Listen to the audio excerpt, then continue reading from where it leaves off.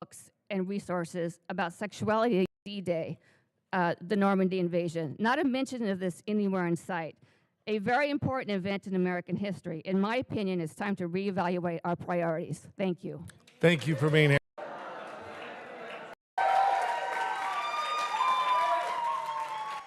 Next speaker, thanks so much for being here. My name is Delane Bailey, and I have been a resident of Huntington Beach for 9 years. I am speaking wholeheartedly in support of Mayor Pro Tem Vandermark's item 18. Well, it's June, so it's Pride Month, and since pride is a sin, it's Sin Month. After a recent visit to Central Library,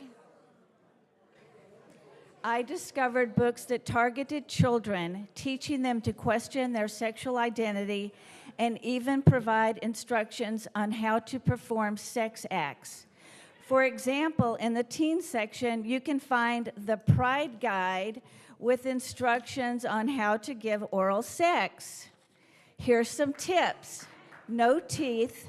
Don't be afraid to use your hands. Think ice cream cone, not banana. Deep throating, when someone takes someone else's entire penis into their mouth and throat. Don't forget the testicles. Jiggle, don't squeeze. Tug them, don't pull. And stroke them like the top of a cat's tail, not the back of a dog's ear. And guidelines for performing oral sex on a vagina. Do not go straight for the clitoris, or clitoris if you prefer. Tongues hurt unless they are lubricated. Do not wag your tongue about like a dog out a window. Spelling the alphabet with your tongue or their name, the lyrics to your favorite song, is fun for everyone. This is perversion. Hold on. Stop the time. Everybody's getting their chance to speak. Please let our speaker speak.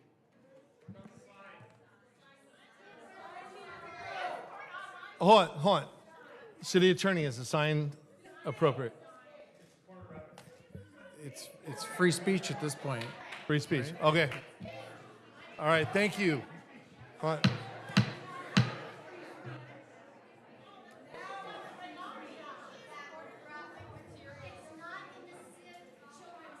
All right. I'm giving a warning, otherwise we're going to take a break. And then whoever's signed up to speak, you can wait longer. All right, please move forward. This is perversion. This phenomenon of sexualizing our children has come about only recently. Why? What kind of people want to destroy the innocence of children by making this crap available in our public libraries? The answer is that the 60s communist radicals have infiltrated our colleges, taught 2 generations of students to become radical Marxist teachers, and those teachers are grooming the next generation of children. Our education system is a building block for Mao's Red Guard, where children will turn on their parents and do the state's bidding. It needs to stop now. Thank you for being here. Thank you. Next speaker, thanks for being here. Good evening. Good evening, Mayor Strickland and council members. Stephen Quinn here. And our opponents accuse us of wishing to ban books, of trampling on the rights of others to decide what sort of books they can read, which is hysterical when you consider these are the people who want to ban Huckleberry Finn and Shakespeare. Actually, we don't want to ban anything. We simply question whether it is the role of a public library to interfere with the most intimate aspects of children's lives by exposing them to sexually explicit material not authorized by their parents. Would the library also make Hustler magazine available to kids? What about online porn? When did it become the job of the public library to promote any sort of sexual behavior or identity, especially to children? To sow confusion in the minds of little children is a terrible thing and has always been understood as such. Just last week, the board members of the Huntington Beach Union High School District got an earful from their constituents on this same subject. It seems a great many of the parents in the district, obviously not all of you, do not want this kind of material as part of the curriculum, as a lifestyle encouraged by the school board. One lady pointed out that the people on the board, most of them advanced in years and sporting fancy degrees, grew up in a different time, a different world, really, and were the beneficiaries of an education system that didn't indulge in these sorts of ideological excesses. What has changed that they now feel free to impose such ideas and values on the children of others? The same can be said for the people who run our library. The people who advocate for drag queen Hold on. Stop. Okay, we're going to recess for 10 minutes. You guys are going to wait longer. I'm going to talk to the police chief to find out what we're doing here. Sir, can I finish? It's unacceptable. I'm almost done. You guys, no, hold on. You get to start the next one, 10-minute recess. I guess we'll wait. All right. Okay, mister. This guy's just an ass. The way he talks to them. Right? See if that recess went by. I think they're taking longer than a recess. Wow. Whew.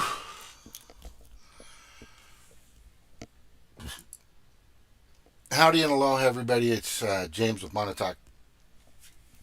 Oh, wait, sorry. Whew. Howdy and aloha, everybody. It's James with Montauk. It is June 20th, 2023. 6/20/2023, and I'm showing you this is live, by the way. You see it's live. This is my hometown in Huntington Beach, California, Surf City, USA, where some of the greatest surfing, water sports type things have happened throughout the world at this city.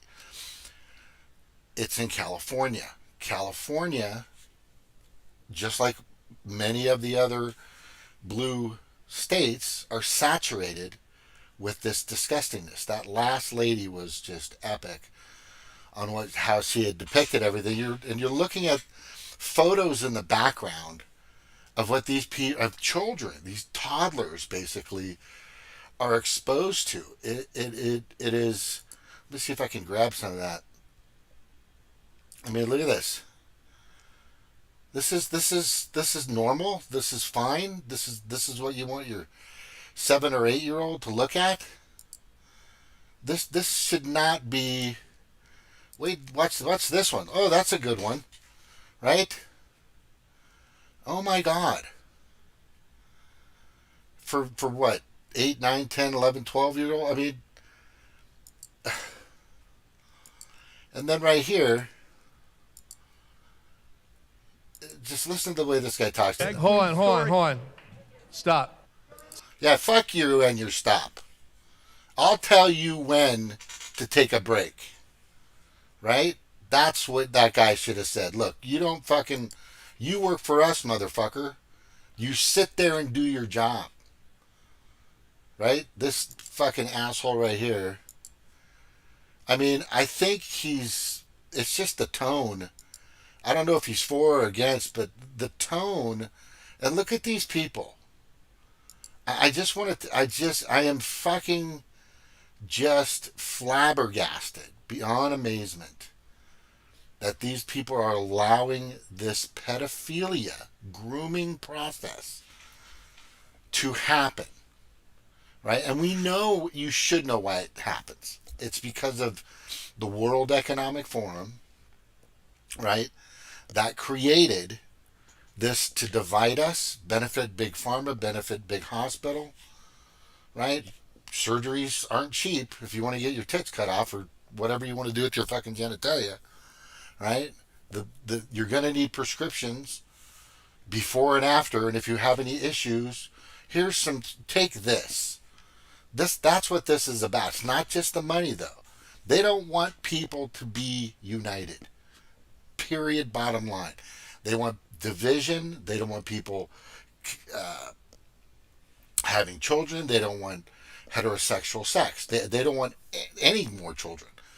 Like I've said in the past, there's going to be a time when two wonderful gay men or gay women are going to want to get a child, and they're going to say, you can only have two. Well, I want to have three. No, you can only have two. And then it's going to go down to one, and then it's going to go down to none. You don't mark my fucking words.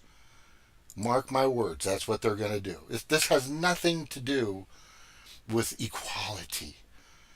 This is a corporate equality index. It's created by the World Economic Forum and pushed out. I mean, ETAL, BlackRock's in it, State Street, Vanguard, the CFR, Council on Foreign Relations, trilateral agreement people. All these fucking this group of this hive of people that control the swarm that's out there. Shiva says it's a swarm. It's not. That's not. The swarm is the hive is where the queens are, and the queens are dictating all of this for hate, division, money, control. This is all this is, and these people are being used. They don't even realize it. Some of them do, and some of them are into it.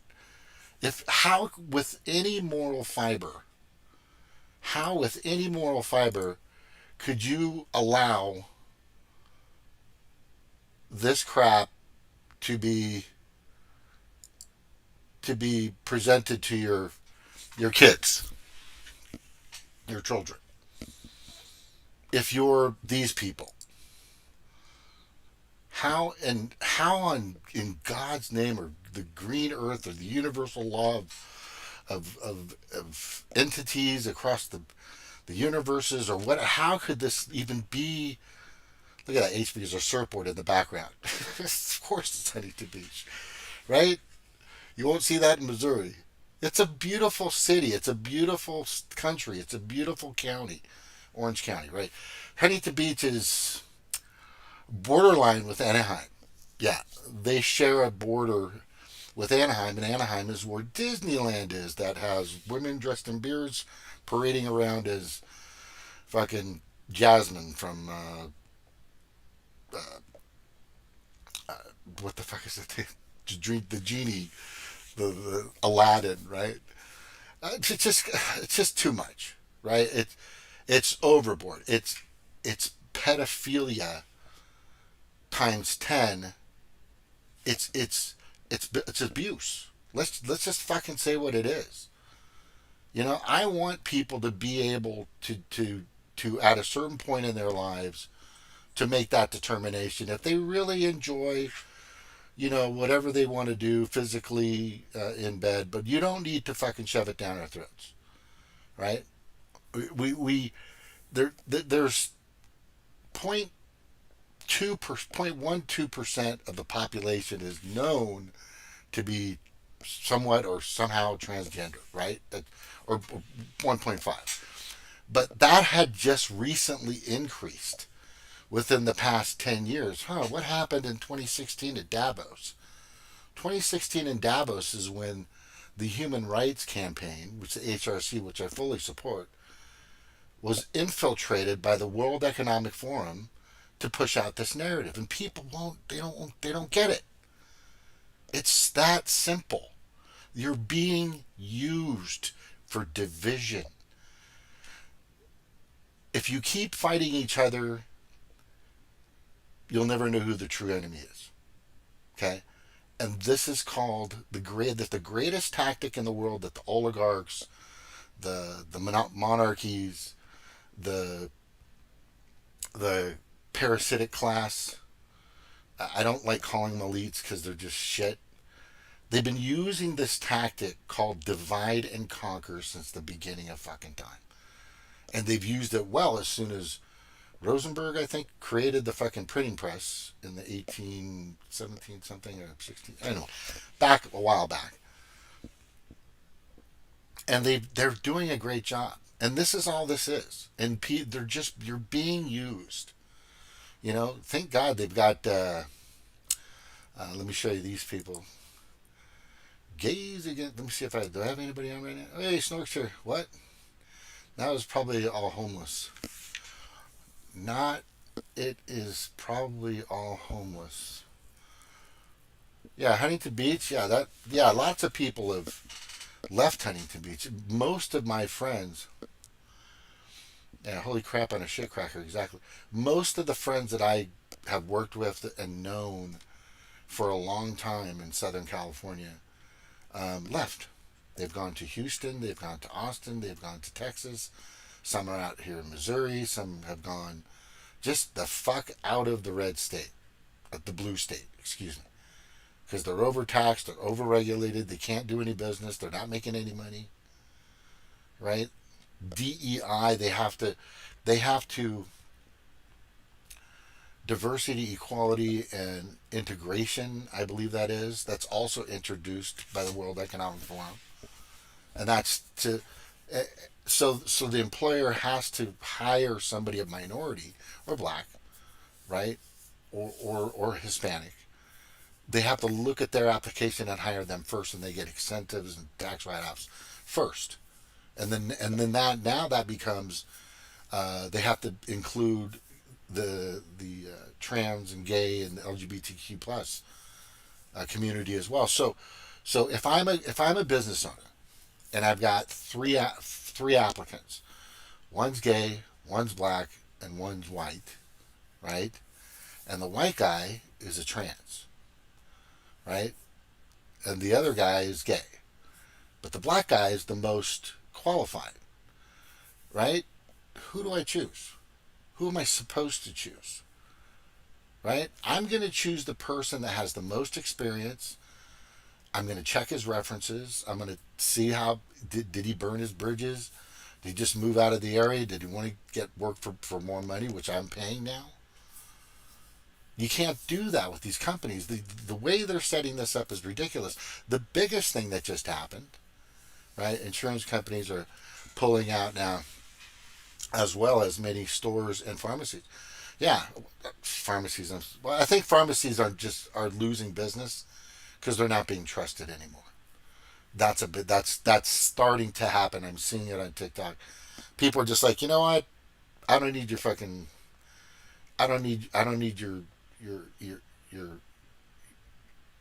medications anymore because it's not really doing anything for me. And some of them do, and some of them don't, and some of them are dangerous. I mean, but the point that I'm trying to make in regards to this stuff is this shouldn't even be happening.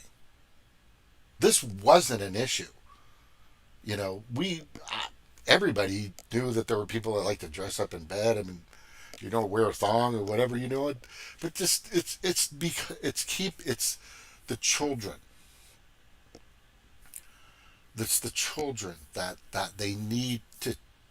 When you have that flag, and sadly, I have somebody just above me who flies that flag because I don't think he understands what's going on. He's young, he's being influenced. Many are, but I don't think he really understands what's happening. You know, once you cut a woman's tits off or a child's tits off, you can't put them back on.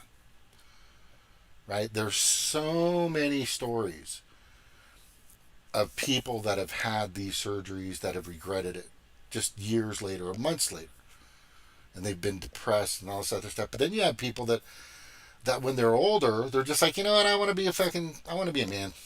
Okay, fine, fucking go do it. Right? But don't mutilate children. This is just fucking crazy. And stop harassing them, sexually harassing them, grooming them. But besides all that stuff, it's a process. So the process again, and this is hard for people to understand, is they want the division, they want the big pharma, they want the puberty blockers, they want the medications afterwards. This is a new demographic to open up for big pharma and big hospital. Right? This opens up a higher revenue stream, another revenue stream, which overall creates a bigger bottom line. Do you see that? That's a part of it. The other part of it is, yeah. So the thing is this? Let me see if they have any more of these. See if they came back. Anybody come back yet? Oh, we got a new person. Hold on. I'm happy about the upcoming facility upgrades. So, I received an FOTL, Friends of the Library, notice to oppose any questioning of Pride Month content resources at our libraries and to attend this meeting to speak against Agenda Item 18. This thoroughly disturbs me, and while the rhetoric sounds appropriate, it is not. If the premise of this statement was 100% true in justifying the Pride Guide promoted resources, then the library would, by definition, also promote any pornographic materials that have been accessed in public library computers, which has in the past caused an uproar. While the furthering of knowledge and free speech may be a principle, libraries and librarians have traditionally been called upon to use discretion in the literature, the stock, and the audience to whom it is made available. So I went to the library and viewed many of the books and resources and the links that were being promoted. I was really surprised. You heard some of the material from another speaker. A lot of the content in much of the Pride for You stuff represents a direction and complexity too great and entirely inappropriate with which to burden children. And should they demand to do so, then full disclosure of the consequences of this pathway should be included with all materials. Okay. Now, I've heard these arguments over and over and over and over again, but I'm going to show you something that I think it's vital for people to kind of see here. Let me jump over here. We're going to jump out of this because this is a rerun. I've heard this for 2 years, 2.5 years now. The same arguments. And I'm not seeing what they should be doing is asking, where are you getting your orders from? Who, give us a name, is telling you to do this? Who is enforcing this for you to do this? Is this your own choice? Is this an option that you could either not do or do? And they're not asking that question. I don't know what the fuck is going on with these people. Because I've been talking about this for a long time. It's so fucking nonsensical. It's so nonsensical. Let's see if I got, I know I got it. I just gotta go over here real quick. Alright, so, let me go grab one of these. Just a moment. Thank you for your patience. You know how I am. I'm just, once I start going in a certain direction, I'm like, yeah. Oh, wow. Where's my fucking, where'd those TikToks go? I don't think the TikToks are there. Try this again. These people are fucking evil. Yeah, so it was okay. Right, this is not. It was okay. It was okay back here. Watch this. Right, this is gonna.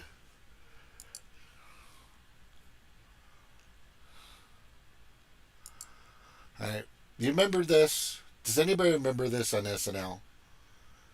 They used to mock, make fun of, right? Pat. They didn't know if Pat was a girl or a boy, right? So it was funny back then, which is still kind of funny. Yeah, this was back in the 99 or I think it was before the 2000s. I definitely think it was before 2016, right? But the thing is what we have here is jokes at the expense of transgender people are not funny. They're not funny. Comedy 30 years ago. That was everywhere. You know, Monty Python. Those guys were just hilarious. Every other skit they did was in drag. Right? It was fucking hilarious. Kids in the Hall. Love that show. Still, the old one, the new one is shit. The new one's woke. It's sad. But the old one was brilliant. It was brilliant. And most of their skits, every other one was pretty much done in drag as well. But it was funny. It was a different take. It was a different opinion. Nobody was overly sensitive. Right? Let me get to this right here. This is really funny too as well. Oh yeah, that's happening. Oh, here we go. Let me see if this is the. Oh, they took more of them down. They take shit down all the fucking time. It's fucking crazy. Right? It is just fucking crazy.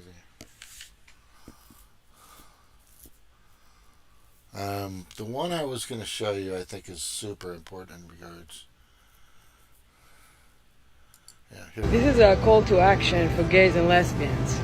Our community is being hijacked by perverts, by PDF files, by the powers who are pushing this whole ideology on the children. It is up to us to make it stop. You gotta start being more vocal. We need you in this fight. Do whatever you can to be outspoken. Speak with your friends and family. Post on social media if you can. Attend school board meetings. Go to protests. Share as much as you can this message that we are not tolerating any of this. We are done with the A to Z mafia, and we are about common sense, live and let live, and leave the children alone. This is a call to action for gays and lesbians. Our community... Yeah, leave the kids alone. This is nuts. I mean, it's pretty much a no-brainer. There's just people aren't getting it. Gays against groomers, and this is just grooming. There's so many other things that are involved in this. A lot of people don't even realize it, right? What the basic gist of it is. And I just explained it to you, and I'll say it again. It's about control. It's about depopulation, right? It's about division. The scariest word to the parasitic class, or the criminal class, I call them, the Klaus Schwabs, the Bill Gates, the Rochelle Walensky's, and all whatever these all these shitheads. They hate the word unity. It's the worst, right? They just hate that word unity. I want you to do whatever the heck you want to do, but keep it the fuck away from children. So you need to be careful with the flag you're flying, because the flag that you're flying is saying that you're a groomer. That's what it's saying. You have to understand that. This new flag they came out with, the brown and the black, right? If you want to explain the colors, please do, but that's the new one coming out. And I wonder who designed that. I wonder if it was the World Economic Forum. Yeah, probably. Right? And it just looks creepy just looking at it. It just looks fucking creepy just looking at it, honestly. And I'm just looking for this really well done, and I'll get to it. Yeah, and then God, Jesus. I gotta turn off the music on this one. Can you see that one? And I'm not a huge proponent of Trump, by the way. I am a proponent of getting rid of the unelected parasitic pedophilia authoritarian class that exists, which is the World Economic Forum, ETAL, which means others unalike. Right? There's a whole bunch of stuff that needs to happen, and I mean, if Trump can pull that off, then great. But I think he's too late. I think like I've been telling everybody, is we need to get out there. But what people don't understand is, by the way, Democrats, they were the biggest, most well-known group of Ku Klux Klansmen on the planet. The Democratic Party made a huge slip. They re-advertised themselves, but in the shadows, and I know this for a fact because I was a Democrat. I was a Republican. I was Democrat. I was Republican. I was Democrat. Then I was Green Party, and then I was Independent, which is what I am now. Right? The main of the party process has been, is something that George Washington brought up a long time ago. He said it can influence demographics. People should just vote for the person they believe will best do the job, and will commit to the issues that they want to challenge or want to fix, etc. That should just be the way it is, right? The two-party system has never worked well for the 99.9% of us here on the planet and in the United States. But it's turned into a fucking clown show, honestly. It's just turned into a fucking clown show. I'm still kind of trying to get to this one video here. It'll come just a second. Yeah, Muslim Christians are against this. They want to stop religions. Where do people gather? Where do people gather and have and create movements, whether it's Republican or Democrat? Guess where? They go to the church. A lot of them go to church. And they want to get rid of that too. Anywhere where people gather. You've got to understand the way these people fucking think. I'm telling you, it is hard for people to figure it out. But this is what their goal is. Mass social control, world digital banking, taking away the dollar, and autonomous currency, and mass depopulation. Period. That's their goal. That's everywhere on the internet. I've been saying those three fucking things for over 3 years now, right? And probably while I'm on my 8th fucking YouTube channel. Oh, here it is. This lady right here.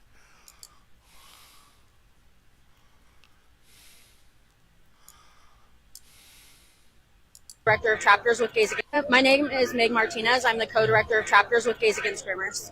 And why are we here today? We're here to help support the parents and speak up for them and their parents' rights. They are teaching very explicit things to young kids. They're forcing upon an agenda that doesn't necessarily align with a lot of the parents' values, and not allowing the parents to opt their kids out of those lessons, which I know most people know our organization is the anti-hate, anti-gay. We are not that at all. We just want kids to preserve their innocence as long as possible. Not that at all. We just want kids to preserve their innocence as long as possible. Not that at all. We just want kids to preserve their innocence as long as possible. We didn't need anybody to teach us our sexuality. We didn't need anybody to teach us our sexuality. We didn't need anybody to teach us our sexuality. She's sincere, and she's upset. She's not. This isn't staged. This chick giving the interview is kind of a dingbat, but it's pretty obvious. They can see right through this. Now, if one of them decides to bring up CEI, Corporate Equality Index, which, like I said, was created in 2016 by the World Economic Forum, and they infiltrated or inserted this narrative into the HRC. I've already shown, I'll just show you. Here we go. I want to show you how it works. Like I said, I've been doing this shit since 2014, my Blog Talk Radio. I've been, I had my YouTube channel for, my 8th one now, since late 2016. I've constantly researched a lot of this stuff, and it all goes back to the parasitic class, the criminal class, these disgusting, sickly, god-awfully, sadly rich is you have no idea how fucking much money these people have. Right? You have no idea. You think Bill Gates is rich? No, he's nothing compared to a lot of them out there. They hide their ass. They hide money in their assets and trust funds and Cayman Island accounts and Swiss bank accounts. They're untouchable. They're out there, and they create all this, and they are all linked to Jeffrey Epstein. All of them. Ghislaine Maxwell, if that's her, is serving a sentence, right? None of the Johns, which usually happens with any kind of madam or brothel illegally being created, and in this sense, that's basically what it was. Is they'll also get a list of the Johns and go after them as well. None of them, not the entire list and book of Epstein is not going to be released because they don't want you to know who has been and spent time at Epstein's child molestation island. Okay, I want you to think about that word. Okay, molestation, molesters. Okay, that's what these people are doing. They want it to be okay, but at the same time, they also want to divide you. Oh, they would love for everybody to think that pedophilia is great. They would love that. They would love for you to think that child molestation is fine. California just released over 7,000 felons that had attached pedophile to them, attached to their file. They were in prison because they were pedophiles. And a year and a half ago, they were fucking let out. And the red states are doing, excuse me, I keep, blue, red, whatever. The blue states are fucking doing that everywhere. Right? Petty crimes, that's okay. Like I always said, I mean, if you had a decent living wage, if you had health care, if that people could afford and take care of their families, kind of like the 50s, 60s, it was kind of like this, if you guys remember. A lot of people could live off of one income, working anywhere. They could work at the office or at the gas station or whatever, but they were making enough money to feed their families, 1, 2, 3, 4, 5 kids, whatever. And they were able to go on vacations and go to the movies and go to dinners and, go to the diner or whatever. And it was just one income that was doing it. But now we have war, and we have no health care, and we have no livable wage for a lot of these people. There's a lot of frustration. There's a lot of tension. There's a lot of these kind of things that are telling people to fight each other. It's all planned. You guys, it's all fucking planned. Right? Let me go back here. There's one more I wanted to show you in regards to the school. Actually, it's one that I did. Yeah. Hold on. TikTok's sometimes weird for me on my computer. Sometimes it's kind of weird. Oh yeah, this is a good one. I'll put that up there in a second. But what I was saying earlier, right, is 2 peas in a pod, are we? So, what does the Corporate Equality Index and the World Economic Forum have in common with Kelly Robinson and Alfonso David of the HRC? Okay, she presented most recently, right? Released Corporate Equality Index in Davos. Like I said, if you go through that article, I'll send it to you if you want to see it. That's when it really started. That's when they started to push it, right? And it's been compounding over time, right? It's everything that's chaotic, everything that causes tension and destruction and division, wars, dystopian type situations, anything that's causing chaos and heinous and troubling times for the 99.9% of the planet is because of this fucking place, the World Economic Forum. I could show you countless dots to connect for each situation, whether it's gender, whether it's war, whether it's climate change, whatever whatever you want to fucking use. These people have created just a massive marketing plan. A massive. You guys need to look up the Edelman Group. The Edelman Group is part of one of the big firms that takes care of their their their public relations for a lot of these, for the World Economic Forum, CFR, and all these other Chatham House, BlackRock, all these fuckings. And they have also an index that they send out, and a lot of this information goes out through them. But it's all traced. It's none of this is organic. Back in the 60s, 70s, 80s, there was organic stuff. I got it. 80s, 90s. But what these people did, these sickly, disgusting, parasitic class vultures, right? They realized how powerful the internet was, how they could control social media, how they could control mainstream media by putting out narratives that they could make all the local and national news, cable news networks, etc., create these narratives so stick and implant in your head. And if you think I'm kidding, I'm going to show you. Right? I'm going to show you. Well, let me show you this last thing first, because I think this is important for you people to understand, for everybody to understand. It's all about understanding. It's about just knowing how to, and I'm telling you, I've been working on this shit for a long fucking time.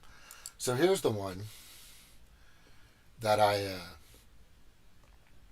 so a dad goes in and there's a drag queen in his, right there, sitting down in his school's class, and I guess, and surprises the teachers. Of course, they're in masks, and he goes, "So what the fuck's going on here? What the fuck is happening here?" Right? And he goes, and he starts to ask the question, so who's authorizing these? Right? Whose idea was this?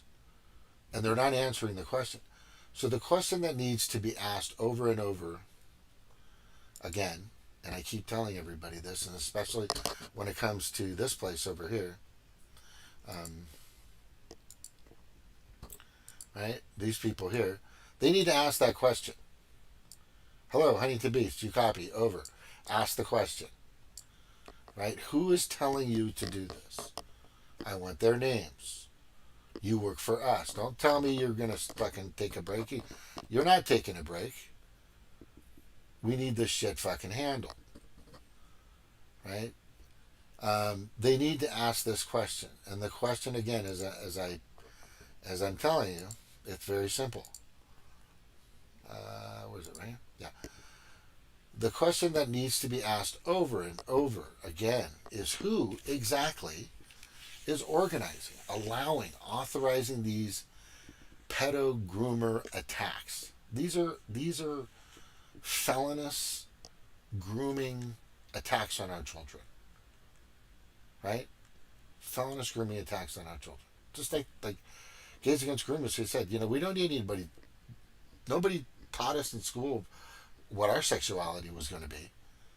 We figured it out ourselves. And then when we were adults and when we were able to take care of ourselves, feed ourselves, take care of ourselves, we moved out and did whatever we want.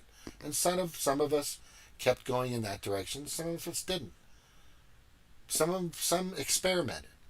Said, I wonder what this is going to be like. I think I'll wear a dress for a while. Whatever.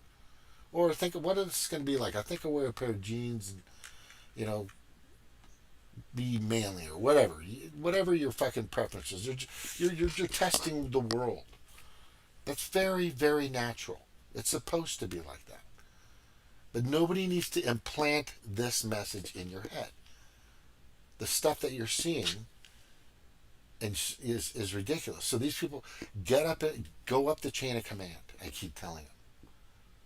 Go up the chain of command and keep going up as far as you can. Who's funding this? Where do you get your money? How is this happening? Show me the emails. It's all public information.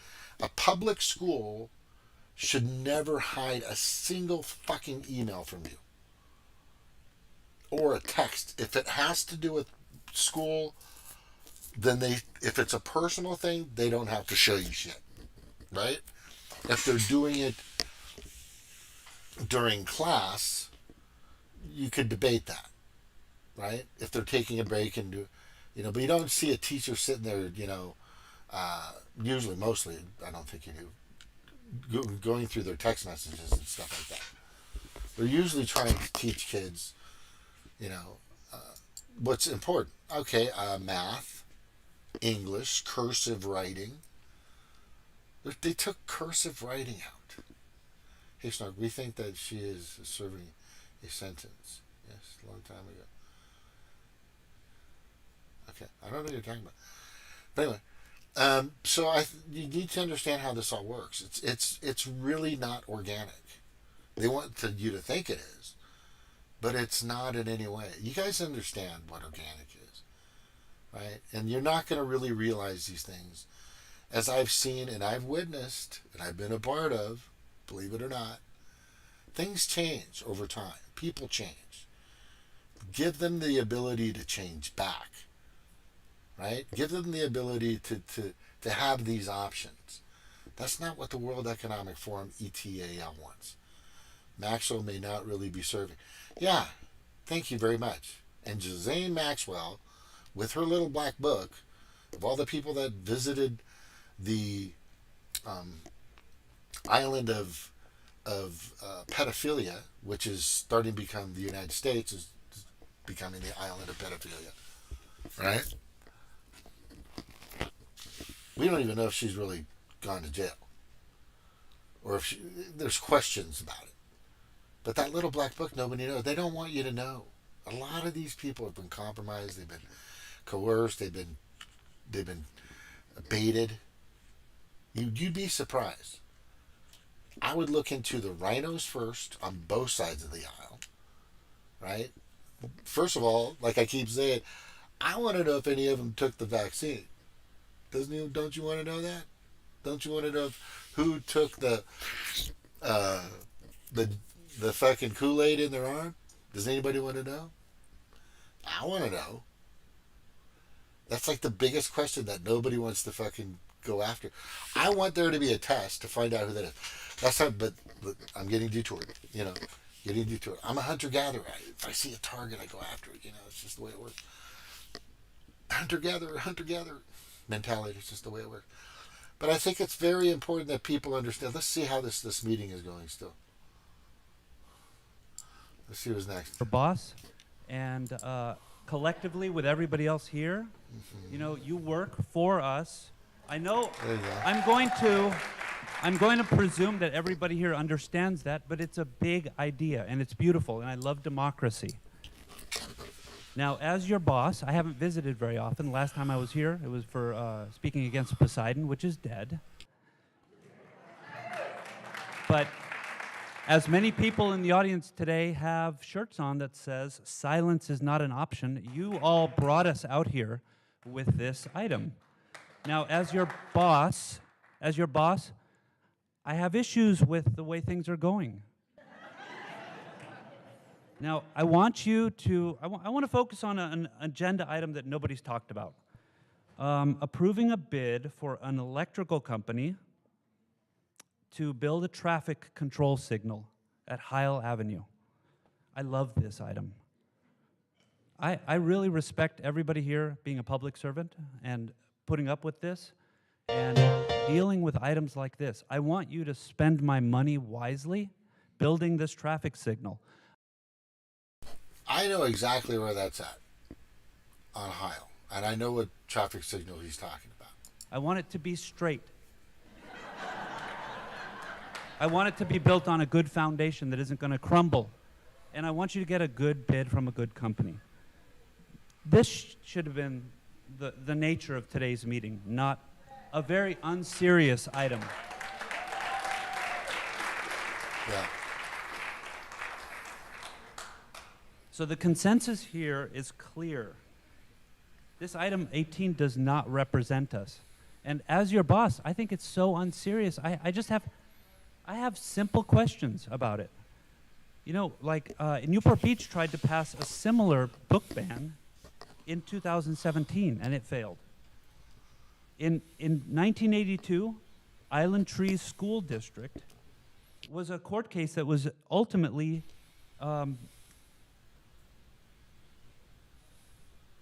Yeah, the Supreme Court disagreed and said that you cannot ban books based on disagreeing with their contents.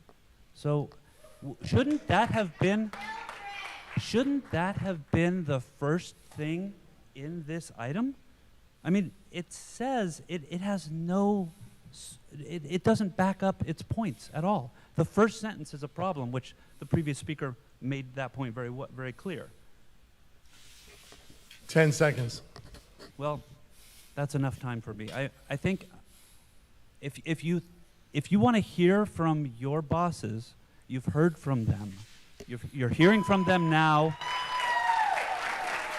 Dismiss this item. It's not worth our time. It wasn't worth bringing me out.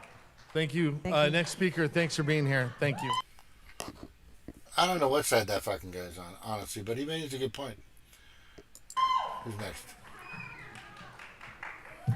Hello, my name is Gary Casamento, and I've been a homeowner for 40 years with 3 sons and stepsons that have graduated from Huntington Beach High Schools.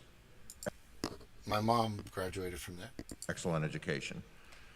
In the issue statement on item number 18, Ms. Vandermark states it's been a long-standing problem in public education that children are being exposed to obscene and age-inappropriate materials by adults, many of whom are educators we have entrusted with our children. This is a statement of ideology which is being presented as fact. Intellectual freedom is defined as the right of every individual to both seek and receive information from all points of view without restriction. United Nations upholds intellectual freedom as a basic human right through Article 19 of the Universal Declaration of Human Rights. Based on the stacks of books Ms. Vandermark posed with in a local newspaper, it's clear that material relating to LGBTQ identity is specifically being targeted. This unconstitutionally impinges on the rights and health, both physical and mental, of those who need exposure to broad, impartial, scientifically accurate information most urgently. Well, you know what side he's on. And I understand what they're saying, but how about wait until they've experimented? So what I'm trying to understand here from listening to this guy who obviously is okay with, you know, a 7-year-old knowing how to give fellatio or cunnilingus, right? Is that what we're seeing? Because that's basically what he's saying, right? I don't think that's an appropriate thing. I think that's a criminal thing. I think that's a felonious thing. That's my opinion. Now, if he's okay with that, then that guy's had some fucking problems, right? And what my concern is with these guys and these people is if they're really, what is their true motivation? What is this guy's true motivation, right? What does he really want from a 7-year-old to know how to give a freaking thing? I can't even say it, right? What does he want from this? How does that benefit him for a 9-year-old to know this shit? I think that's the question. So how does it benefit you there? Right? How does that help you? That a 10, 11, 12-year-old now knows how to, you know, do all kinds of sexual type things. How does that benefit you? That's the thing we're not asking as well. The people that challenge us, you need, where's their psyche? What is their train of thought? What is their real motivation? And that is the biggest question that people don't ask people. That is one of the most hard, well, I'm fucking blurry. Well, I mean, it's probably a good thing. But that's probably the greatest question you can ask if somebody has an agenda. Right? If somebody has a mission. If somebody has a goal that they're trying to reach. So what's your real motivation here? How are you trying to be benefited off of this? Right? The way I'm trying to benefit off of this is I don't want my fucking grandkids, right? Thankfully, my kids are out of school already because they just missed this fucking craziness. Thankfully, they just missed it. My 18-year-old just missed it like a year ago. He goes, the shit they're teaching, and I talked to the other guy, goes, Dad, the shit they're teaching in high school now, some of my friends are still, it's just crazy. It's crazy. And my son's not a big religious kid. I'm not a big religious guy either. Right? I'm a Christian on my dog tags. You know, when it comes down to it, yeah, I believe in God. I believe in kind of a more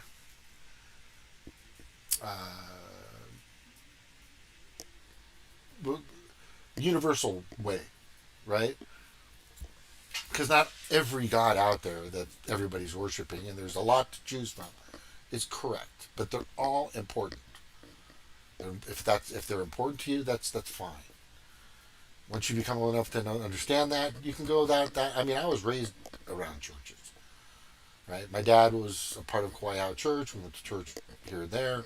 Mom, not really. She's more of an atheist. I'm more of like an agnostic, right? I believe that there's something out there. It's just not you can't comprehend. That's so fucking. You can't even. There's not even a word for it that you could articulate or even have a definition for, because it probably has to deal with a different dimension. You know, we can go down that, but anyway, the point that I'm getting to is when it comes to these people, what are their motivation? How does that benefit you? So it's, I get it. You have kids, this, that, and they can do whatever they want, right? But why would you want them? And maybe I'm seeing this wrong because maybe that's not where that guy is going.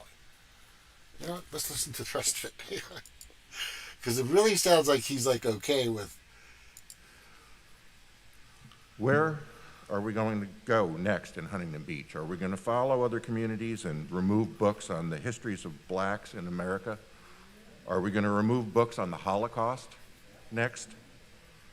Current library policy is that children under 13 already require parental permission, and the parents are notified, as was noted earlier. 13 to 17-year-olds can get teen library cards. By this time, children are already forming their own ideas about their values, ideals, and place in the world. Historically, it's been librarians who are hired and educated to know what books are appropriate for the community. American Library Association, at 147 years, it's the oldest and largest library association in the world, internationally respected. The ALA has worked throughout its history. Going to go next in Huntington Beach? Are we going to follow other communities and remove books on the histories of blacks in America? Are we going to remove books on the Holocaust next? Current library policy is that children under 13 already require parental permission, and the parents are notified, as was noted earlier. 13 to 17-year-olds can get teen library cards.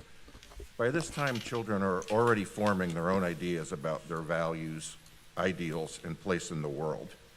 Historically, it's been librarians who are hired and educated to know what books are appropriate for the. So you know what side that guy is with the mask on, right? Don't fucking trust anybody with a fucking mask on. I don't give a fuck who you're talking to. And whether it's your mom or anybody. That's my opinion. The community. American Library Association, at 147 years. American Library Association.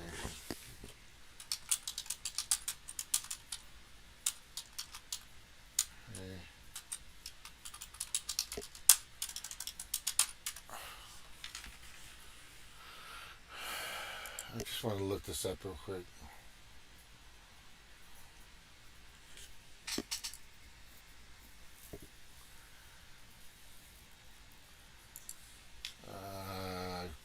Whatever, fuck. American ALA.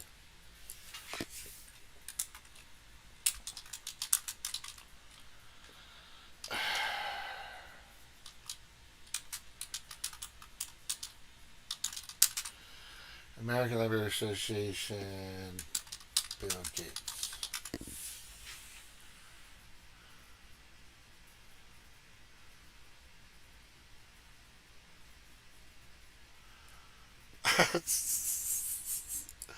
Oh, wait.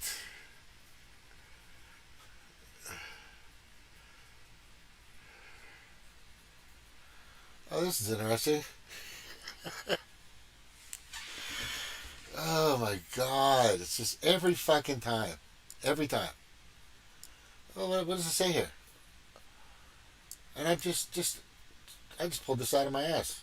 It's probably not a good thing to say right now, but anyway. So, Bill Gates assesses 5-year library initiative. In an exclusive interview in December issue, American Libraries, Microsoft Corporation Chairman Bill Gates assesses 5 years of library philanthropy and talks about why the Bill and Melinda Gates Foundation has invested nearly $180 million in libraries. Okay. I'm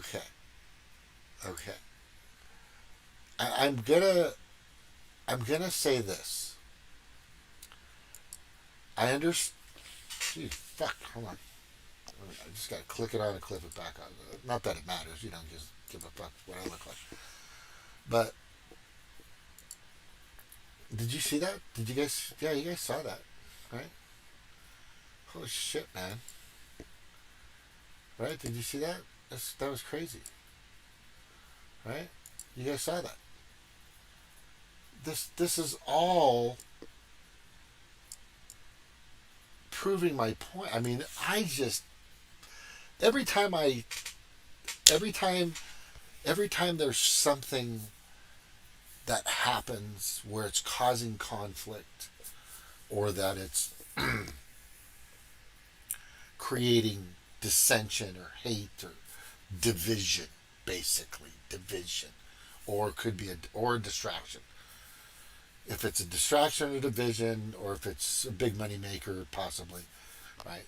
The military-industrial complex, we already know that's a no-brainer. But in regards to this, look at it. Look at right there. The connection is there. Bill Gates, and you know who this guy is, right? Him and Melinda were not together, but at the time are full force, and they've been giving Kool-Aid to children all over Africa, and they're not allowed in the Philippines anymore. They're not allowed in India anymore. The death toll that they have created across the planet in many different countries, they're just not allowed because they know. A lot of countries have said, you know what? You guys are fucking mass murderers. They're also instigators, and they're also a major part connected to the hip of the World Economic Forum and the World Health Organization. One of the largest funders before us is Bill and Melinda Gates, their foundation. This poor man and everybody else, they're being manipulated. You're being manipulated. You may not even, fucking nobody manipulates me. What are you, crazy? I don't fucking get manipulated. I'm a badass. I know what the fuck I'm doing. I know what the hell I'm talking about. You know, that last car I bought at the dealership, they didn't sell it to me. I bought it. Really? That last fucking place that I went to eat at, you know, I didn't go to fucking McDonald's because of their advertising and how they target certain demographics. No way. What are you, nuts? Right? And I was showing you this earlier, right? And I'm glad I get to play this for you. But let me go back to the first one. Green burrito is neato. Green burrito packed with meato. Green burrito, good to eat-o. Green burrito, smell my feet-o. Green, green, green burrito. Green, green, green burrito.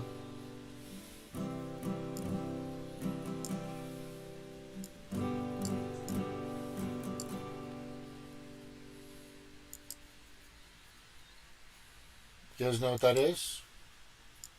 Green burrito has burritos. You guys know what that is?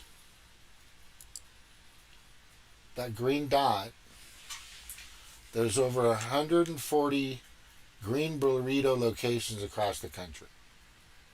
That's not that much. Most of them are part of, and also most of them are put in Hardee's and Carl's Jr., part of their menu. In 2000, this was on the screen of every television in the demographic was in Huntington Beach, was Orange County and LA. Right? That's where that came from. Right? In northern parts of San Diego. But mainly they targeted this little green guy with his face came out and sang that. The beginning. Green burrito is neato. Right? And that's all that was on the television screen. That was the marketing. You're like, what? That was their market? Yes. That was rated back in that time as one of the greatest marketing campaigns ever created. Because everybody fucking could talk about it. Everybody saw it. Everybody knew it. Everybody. Have you seen the green burrito? Yeah. Amongst hundreds of thousands of different commercials people were seeing all day long on fucking television, cable, whatever. Everybody knew that one, and then that spread across the country. Marketing is powerful, people. Come on, talk. I'll be on soon doing this. Okay, I'll send you the link. I'm gonna take a little break. I'm gonna play something in a minute here. But anyway, everybody, just letting you know. You just, I hear, I'm watching Dr. Shiva clearly and thoroughly explain he calls the swarm, which I think is brilliant, and he connects a lot of dots on how the World Economic Forum, the Council on Foreign Relations, RFC, Council for on Foreign Relations, the Chatham House, BlackRock, State Street, Vanguard. I mean, just the list goes on with all these gigantic, huge corporations, but they also, and all these people that are out there behind the scenes as well. But what he's not taught, what he doesn't really kind of cover, is he doesn't cover, and I do, and this is one of the biggest reasons why it probably get taken down, because they don't understand the power of advertising, branding, public relations, marketing. If you're doing a YouTube channel and you have the view of either centerline, centerline is challenging to people. Just letting you know, right? If I'm above, right, then it looks like I'm prominent. It's weird. It's a natural effect. Taller, more prominent. If I'm below, it looks like I'm below you or not as important, right? So a lot of people will do their YouTubes above the eyes have to be above the line. There's a whole fucking process. Green and a circle is warming. Green is sexual. What sells? Sex. What's the color of sex? One of the people that this is, there's certain colors that do a lot of things to people, certain shapes.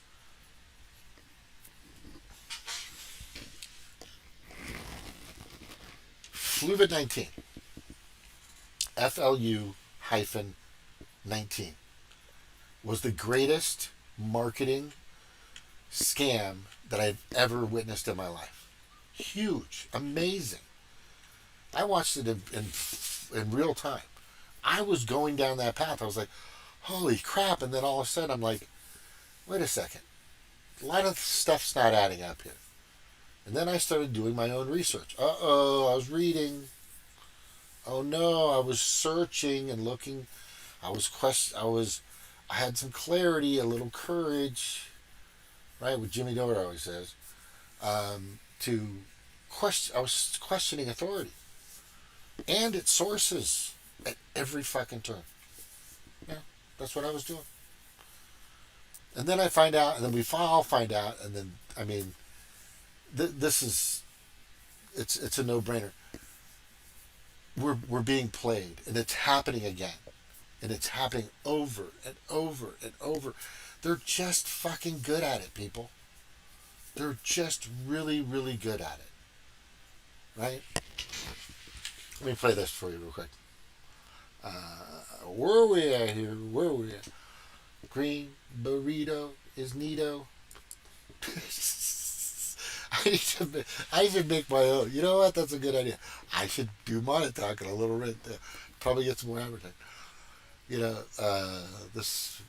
I could go on and on with this and these people, but what they need to do is they need to go up the chain to see where this is coming, and they'll find out. All this stuff is not organic. All this stuff comes from the instructions, organization, pre-planned of the World Economic Forum and their buddies. That's just basically what it is.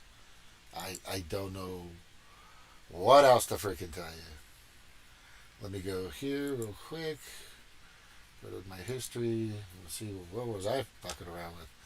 Oh, there's this guy that does these, picks these locks. It's fucking amazing. Fucking amazing. Cloud Shoe, what have we got? Hank Beast, there it is.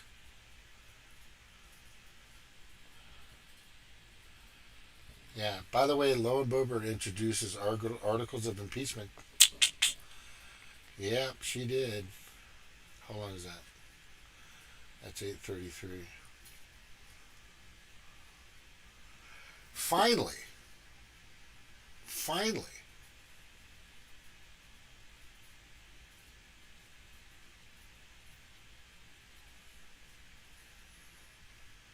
Fucking Rumble, man, is fucking over Combo Couch so hard right now. They're not showing the interview with fucking Pasta grilled. Pasta was fucking amazing. Man, that's journalism. That's called an interview. You know? We kind of gave away the store a little bit a couple times. Just be direct, yes or no. You know? A politicians can never answer a yes or no. We all know that. But this guy right here, Chris Pavlovsky of Revolt, the CEO. Oh, by the way, he's also connected to other affiliations connected to who? What organization is trying to rule the fucking world right now? That's right, the World Economic Forum. Anyway, I'm going to play this. I don't typically like arts releases. Now with the commercial. Oh, another commercial. Please, whether the learner likes it or not, but he might be dead in there. What you're looking at is an advert for an experiment in 1961 to study memory. The pay, regardless of the outcome, was $4 per hour. So you decided to volunteer for the study. You're called in for the experiment, and as soon as you arrive, you meet a fellow volunteer and the experimenter. Both you and the volunteer were asked to draw a piece of paper from a hat that would determine your role in the study. The volunteer was the first one asked to draw the paper, and the paper read, "Learner," and by default, you were automatically appointed as the teacher. Both you and the volunteer were brought to a room separated from one another by a wall. The learner was strapped onto an electric chair designed to send shocks and at the same time secure him in place. An electrode was attached to the learner's wrist and a paste was applied to avoid blisters and burns. And on the other side of the room is the shock generator. Although the shocks can be extremely painful, they cause no permanent tissue damage, the experimenter assures you and the learner. So you sit down on your desk. Looking closer at the generator, there are over 30 levers, labeled 15 volts up to 450. Behind you is another table where the experimenter will be sitting to oversee the experiment. With all the preparations done, the experiment is ready to commence. You start by reading a series of word pairs such as red and hammer, cat and dog to the learner who was instructed to memorize the pairings as you read them through. Once all the word pairings have been said aloud, you're instructed to read the word pair again, but now the second part of the pair is up to the learner to remember correctly. The quiz progressed perfectly at first, and then the learner makes his first mistake. The experimenter behind you told you to flip the first switch, which is the 15-volt shock. Ouch! The learner responded in pain, experiencing his first electroshock punishment. You continue again with the word pair, and the learner makes another mistake, but you're told to flick the second lever, which is the 30 volts.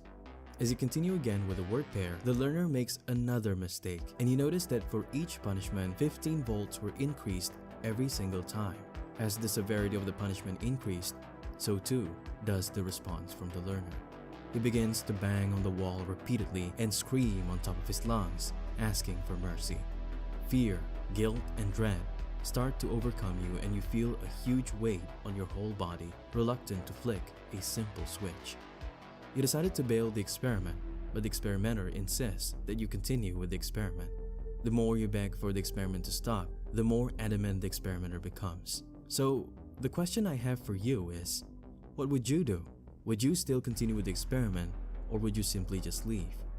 This experiment was actually conducted in July 1961 by Stanley Milgram in the basement at Yale University.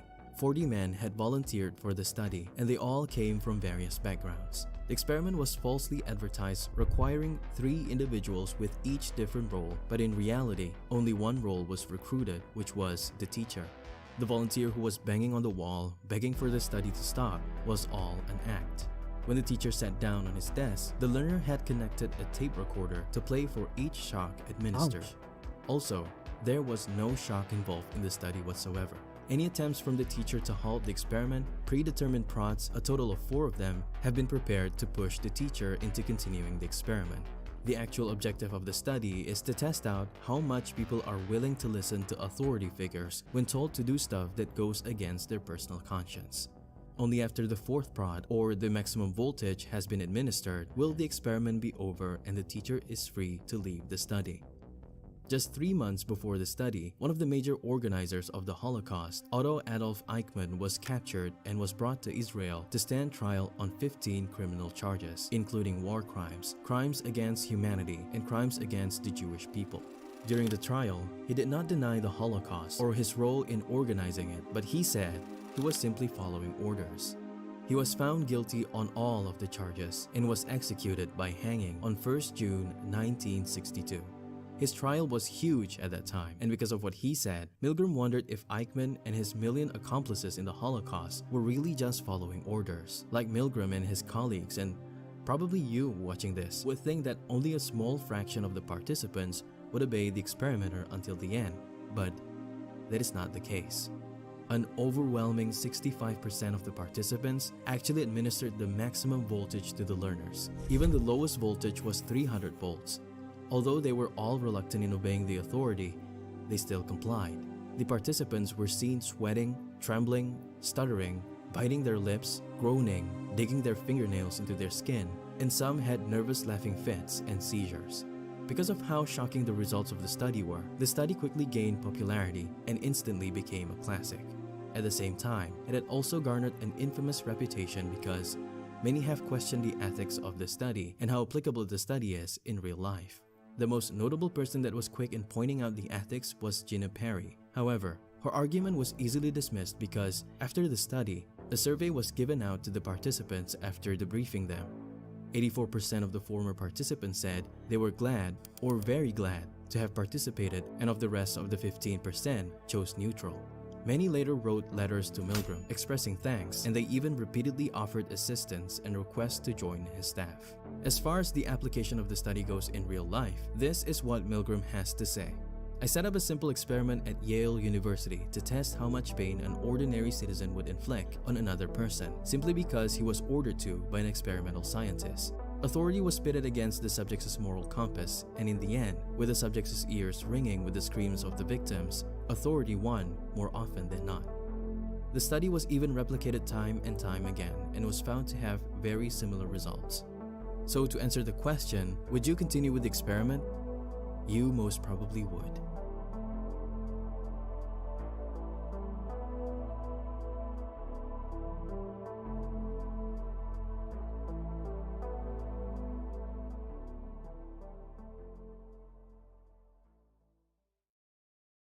This is my comeback. Start yours at purdueglobal.edu. You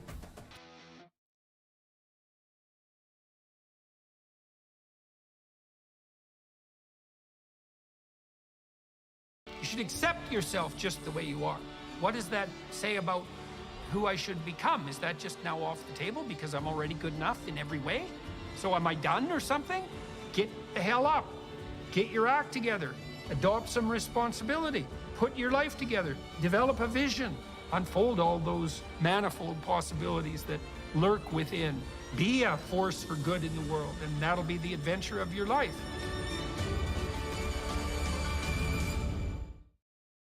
I gave up philosophy because I didn't feel I could add anything to man's intellectual history.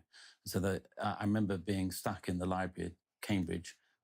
It was raining, so I went down to the basement and read the abstracts of all the PhDs done in the past 100 years. You know, the abstracts, the first 5 pages. Yeah. And I remember thinking what I was doing wasn't, I didn't really have any ideas that merited spending 3 to 5 years of my life. Right. So because I was so good at philosophy, and I thought I'd be good at law too. I didn't have enough money to become a lawyer. I'd seen a trial when I was 13 or 14 at the Old Bailey, which really impressed me with some barristers and cross-examination. That was a shocking thing for me to see because I'd seen a witness give evidence, and by the time he'd finished giving evidence, it's called in chief, I totally believed the witness. And then the barrister questioned him. And I remember seeing this, and I totally disbelieved him after the questioning. Right. So that sort of ran parallel to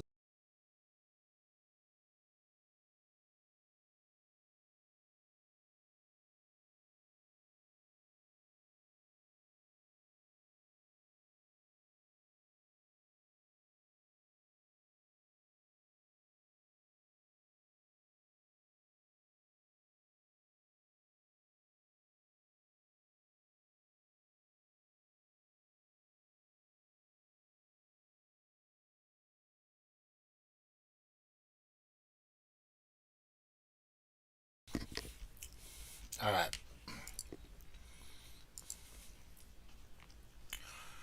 So I sent you the link. Snoke, if you need the link, if you want to come on, you're more than welcome. I'll send it to you anyway. Anything to add or... Oop. Let me see here. I gotta grab it.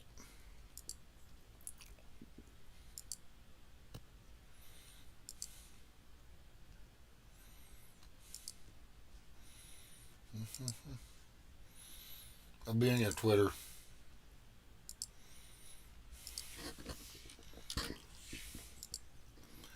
I'll send one to Elle. Maybe she'll stop by.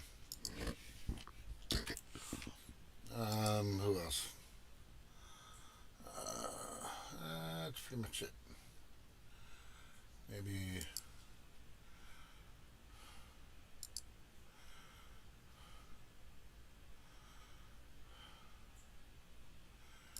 Maybe Reed will stop by.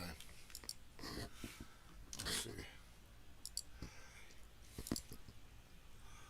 Who else? Carrie, it's been a while, but she's in the East Coast now, so don't know if she will. Who else? These are people that usually come in. There's Snark. Hey, Snark. Are you there, over? You're very dark. You look very dark. Is it? It's okay. I mean, it doesn't matter to me. I'm just saying it's dark. Got a kind of a silhouette of your face, but it's good. I'm just eating my olives and my baby carrots.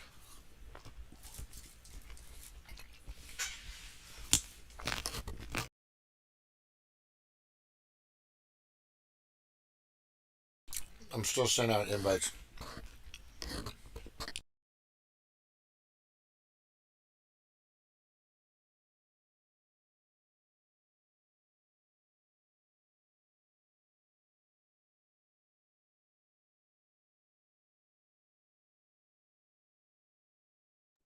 Takes me a minute to get my lights going.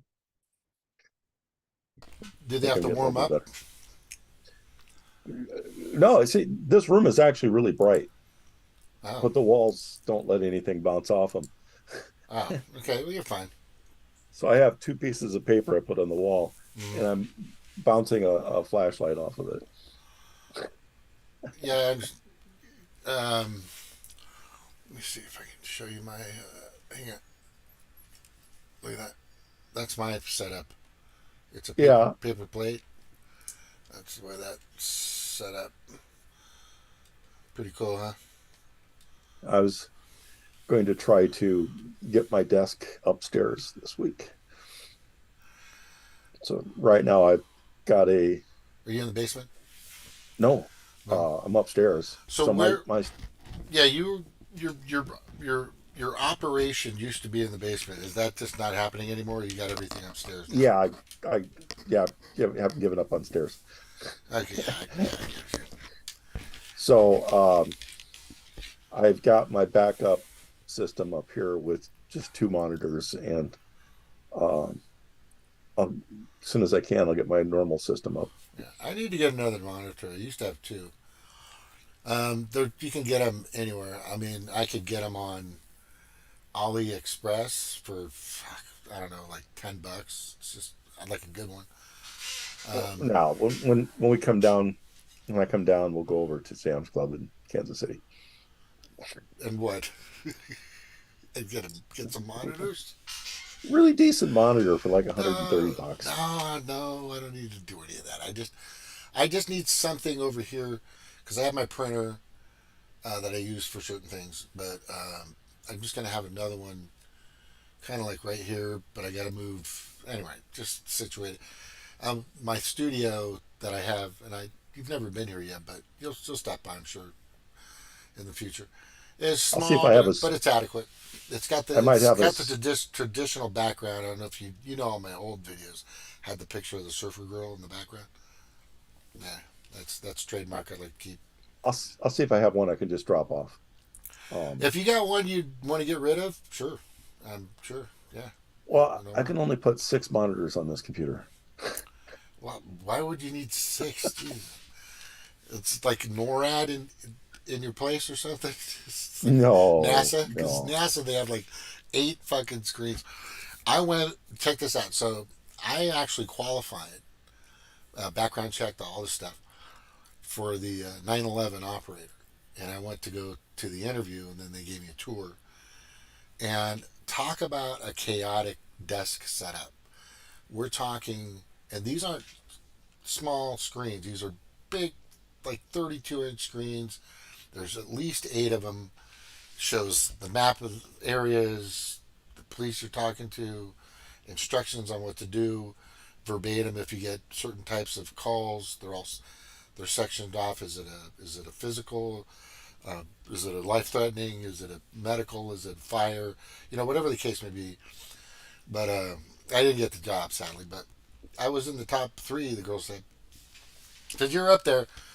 I go, "Yeah, well, just keep me in mind in the future." But honestly, just going through some YouTubes of what those people do and what they go through, we're talking, people just do not know how valuable that phone call service is. It is probably it does take a lot of training. Yeah. And you need a lot of people that have varied experience. Yeah. One of the biggest problems you can have in any field like this, where you're talking, is you need to, like, hey, I've got this kind of hobby. Person next door might have another kind of hobby, might have some other experience. You might need to call a person over next to you, say, hey, I've got this. Definitely. And other times you might have nobody else in the building with you, and you might have to talk them through it yourself. But you have to keep them talking. And I used to have to do this with factories.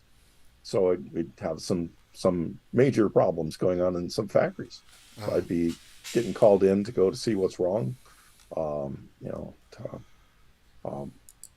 Have to figure out a course of action to take, if the public's going to be safe or not, and what we have to do to ensure public safety, and who we have to notify that we might have to evacuate a state or something. Oh yeah, it's amazing because they kind of went over some scenarios with me, and I thought I nailed it, but as I look back at some of those questions, I'm like, You know what? It wasn't. I just remember this one question was, okay, this happens. Well, how would you classify it? Which was easy. It's a medical situation. But what would you do to keep the person calm? And I think my answer was I would try to reach back into something similar of myself. They said, good. And then I brought up something about when I broke my fibia and my tibia when I was a kid.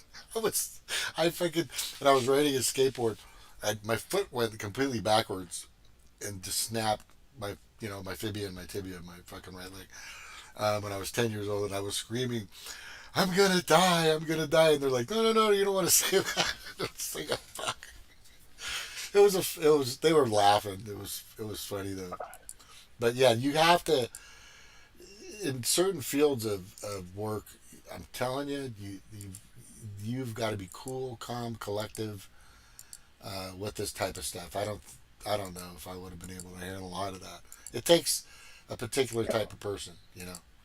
And a lot of times, no matter how calm you are, you might be diving into a situation where everybody else is in a complete panic. Yeah, yeah. There was one of those scenarios was on the training video. It's not a training video; it's like the application video. If you can handle this, then they want you to see these things. They want you to see in real time, you know, what had happened. Because, you know, they say a lot of people watch this video will just walk out of here. They don't want to fucking deal with this shit. And I get why. It is crazy. It is fucking crazy, man.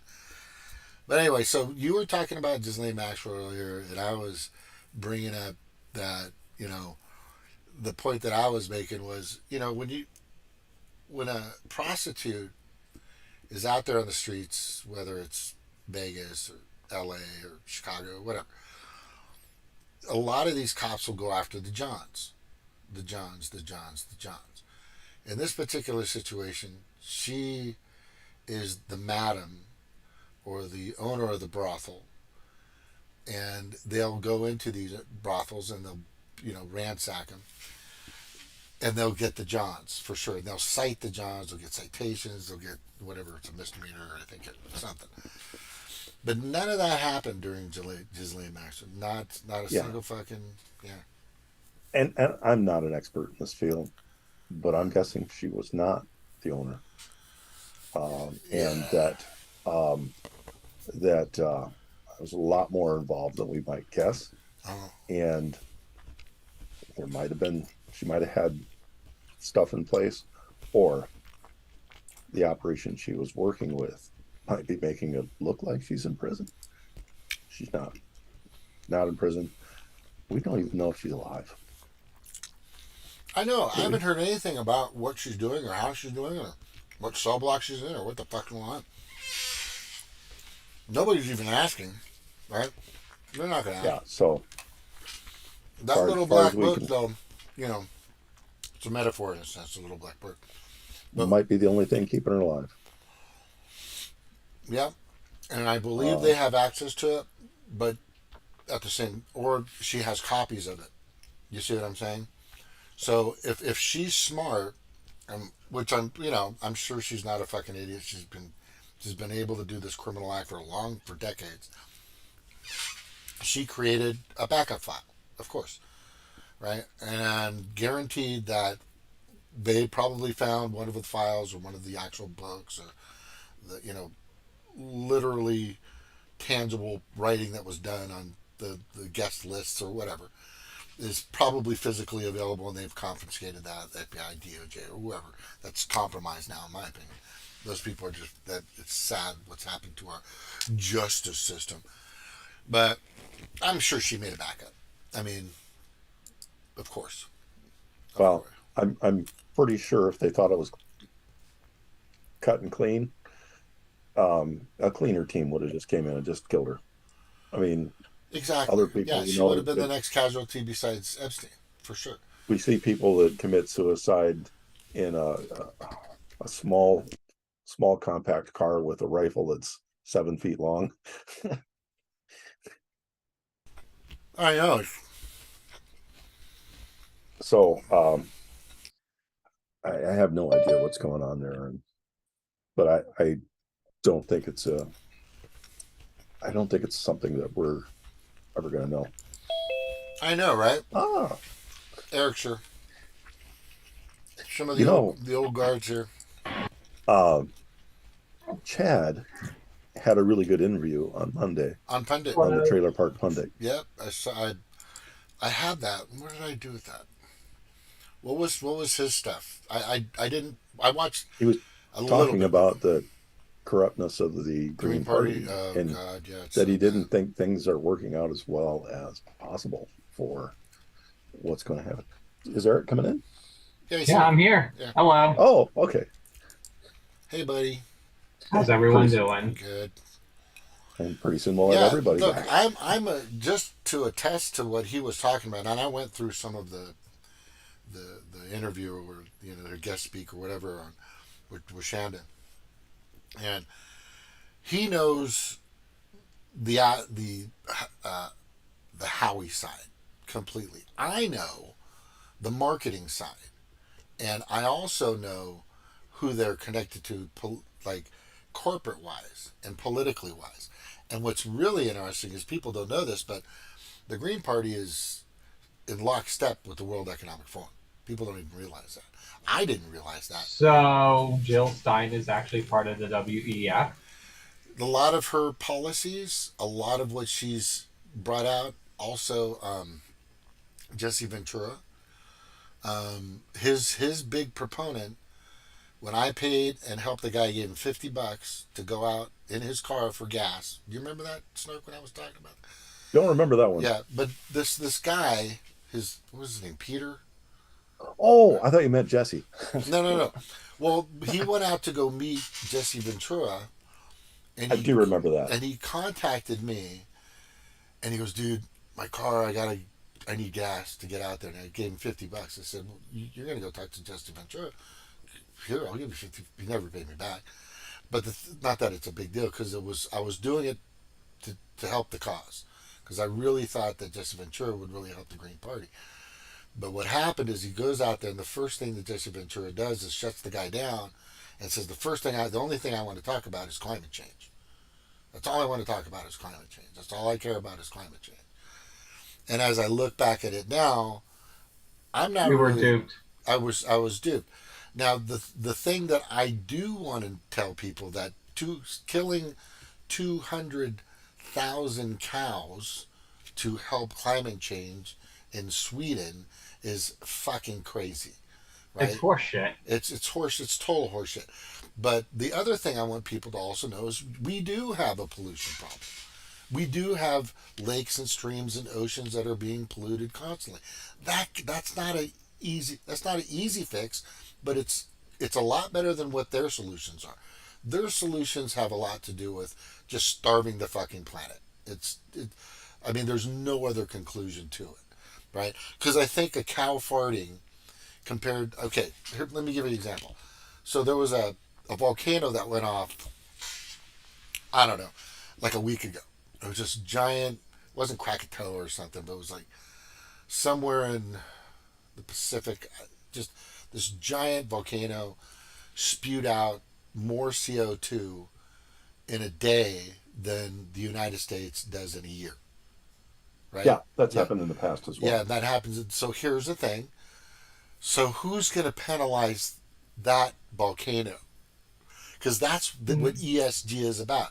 Environmental, social governance means that if you're driving your diesel truck too much, or your fucking gas car too much, or using too much gas, you're going to be penalized. This is part of the World Economic Forum's process. So this volcano goes off and spews out just, which is very common.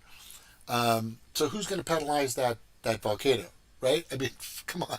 And then, their other agenda, which I always say, so depopulation is one of their agendas, which is the one that says, you need to die, and your lineage and everything about you and your heritage needs to go away so I can live longer. And then the other guy goes, depopulation, yeah, for sure. Well, you need to go. your lineage, and you need to not make kids anymore. You need to go. And it's that whole mindset is just, it's like creating war on another person if there's two people on the planet and one guy goes, well, there's too many people here and you need to get out of here. The other guy goes, hey, there's too many people here and you need to get out of here. That's a war. That's a war. The mentality of that means war. So I'm going to try to kill you so my heritage, my lineage, my children, grandchildren can last longer. No, I'm going to try to kill you. This whole depopulation thing is just fucking nuts. Okay? So, well, there's depopulation and there's just control, not going overboard. You know, there's letting people be able to control their birth rate if they want to. Yeah. There are places where, like many of the Pacific Islands right now, cannot practice birth control because they've had to sell the rights to fish to other countries. Wow. So they need the money, and usually it's one of the large churches that doesn't allow birth control. So they have to say no birth control on the island. So there's a thing called load. There's for this one island, there's enough water for 500 people. So they have to buy the rest of the water. So it means they have to make another contract. They have something else they have to do. So they have 30,000 people on the island. They only have the natural ability from rain to go for 500 people. And, you know, we have to be thinking, that is not me saying I want them to die. I want them to be able to say, this is the number of people we want. I want to have that number. Not me saying, I want you to have this number. Them to be able to say, this is the amount of people we want on the island. And so we do need to have the options. We need to have the option to feed people. Just like you brought up the fact of this volcano. This is going to go off. And one of these days we need to have something. I have to talk quiet because I'm upstairs and my kids are sleeping. Oh. But we need to be able to talk about what happens. We have a super volcano at Yellowstone. Mm-hmm. Possibly. We can't say that it's due to go off. We have 3 in California that are rumbling. And let's say we have one of those go off. We might lose the summer's crops. And before 1984, we had 10 years worth of food for every single person in the United States stored all around the area. If there was a national emergency or a war, if we couldn't get out and farm, we had 10 years of food. Now, a lot of people know this as government cheese, but it was food, milk, cheese, peanut butter, all kinds of stuff stored. And the president at that time, Ronald Reagan, wanted to get rid of food stamps. So he said, we're just going to give them food from our reserves. They depleted our reserves and we don't have these anymore. So like one of the things I wanted to talk about were, what do we do if we have a major disaster? A major earthquake on the West Coast could disrupt food supply across the United States. A major drought in Utah could actually prevent us from being able to grow corn in Iowa, because there's a chemical we get from Utah to make corn grow in Iowa. And a lot of people don't know that. And so there's all these little interactive things. But what do we do? You can't, if you suddenly need food, you can't grow stuff. I mean, there's some stuff that grows 32 days, 70 days, 110 days, 150 days. You don't have time to wait for the stuff to grow. So we need to be able to get people used to how do we make stuff that supplies our need for nutrients in the meantime, and not by eating bugs. So like I wanted to talk about how do you grow some mung beans.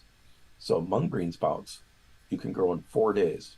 So I could eat some dried beans and whatever for 4 days. And then I could have these mung beans, which are really good, nutritious. Add them to rice and stuff. These are little things you can go. But it takes 4 days to grow the mung beans, not 32. After 32, you can start getting carrots and other stuff out. After 2 months, you can start getting peppers. After 3 months, you can start getting peppers. But we all think of these seeds that we put away in a bucket. No, put seeds in a bucket. Some of those seeds, you're not going to grow. You're not going to have food from a bucket of seeds until the next year. So we need to be talking about what are our emergency things to do. And because we don't have any control over our government anymore, we don't have a government that's making backup food for us. We don't have our government system is not set up to suddenly deliver food to an area. So let's say we have a major earthquake centered, let's say, Eureka, California, that disrupts our ability to bring in food from the West Coast. How much can we do to get food supplies out and across to people? We're not ready for that. Well, I shouldn't have got us too far off track, but these are always issues that are important to me. Go ahead. And sorry, you go on, Snark, before I go and say something. I've lost my track of thought. Go ahead. Oh, I'm too old. Sorry about that. I was thinking, why aren't more people actually growing food and actually finding ways to actually go and grow food, even using using shade or anything natural. I'm sure that there are videos that are out there that actually go and show you what you can actually grow in a hot Florida summer, what you usually can't grow. Oh, also, mung beans are one of the few things you can grow in the dark. Cool. That's pretty cool. No, if there's a volcano, you have to grow without light for a few days. Oh. You need a way to grow food for like a month if you have cloud cover. Oh. Right? Yeah. If there's a nuclear accident, you need to be able to grow your own food inside for 80 days. Well, we're not hoping for a nuclear accident. Oh God, no. No, but there's states out there that you can't, if it's not zoned or designated for agriculture, or you're unable to collect rainwater. So in 23 states throughout the United States, and I have it up here if you guys want to look at it. It's on the YouTube. Shouldn't be illegal anyway. It's water from the sky. It's fucking ridiculous that. What the hell is this thing popping up on here? Anyway. Those people that legislated for that are just completely well, they're just assholes. They're assholes. So they're bought off.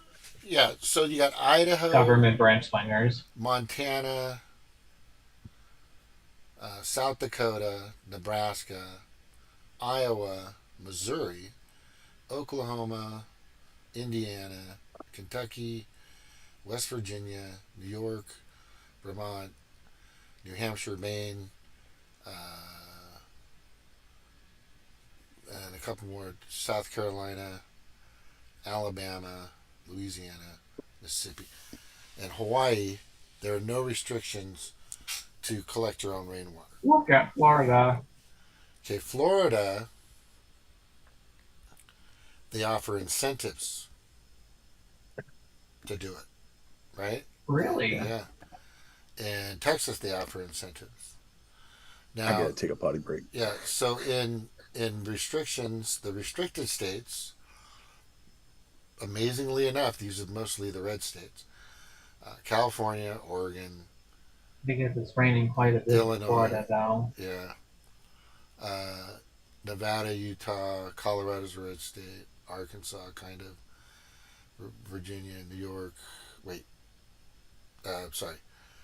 Virginia, Ohio. There are restrictions. Now, that's crazy, right? And then I can type in here, what states are not is it illegal to grow your own food? Right? And let's go to the images, and they'll probably have a map here, which they do. Legally, that's Canada. And it shouldn't be illegal. Yeah. So right here, growing. No, that's fucking growing. It shouldn't be illegal anywhere. Strangest laws by state. It's not. There's a lot of states where you can't. You can't. And if you do, you can only use a certain percentage. You know, what's really amazing to me, and That's stupid. It's just so stupid. What's amazing to me beyond compare is people maintain a grass lawn and give that more attention than they would just corn or potatoes or Right. tomato. It's fucking crazy. It makes no sense to me whatsoever. I mean, they're just, you know, they're I mean, I look at them as a bunch of Karens. Yeah, totally. Yeah. Yeah. Yeah, they're Karens that want you to go and eat AIDS food and, you know, accept the GMOs bigot and all this other retarded crap that they want to go and poison us. I mean, they go and pay lip service for, you know, those kind of companies. Oh, totally. Yeah, it's growing your own food Is important. Is important for sure, but it would also take away from your farmer, right? And I would guess, and I'm just me, that some of those farmers out there would hate to realize, would not want to advertise that, guess what, you can actually grow your own food and you can be successful at it, and it's not as hard as you think. And I really believe, and Snort kind of brought this up, that the storage of food, there are silos out there that have food that's being stored in them, all over. I've seen tons of videos. I've looked it up and researched how many locations are, and these are these silos for the elite, or the parasitic elite, or the parasitic class, I call them, so that when shit hits the fan, they're fine. That's happening now, and that's really sad. But as far as an earthquake happening, there's also devices out there that can ensue. That's been tested. There's patents on it. I've watched video. I've gone through documents. They have these sound wave machines that can actually instigate or create certain types of tremors, right? Which is really bad.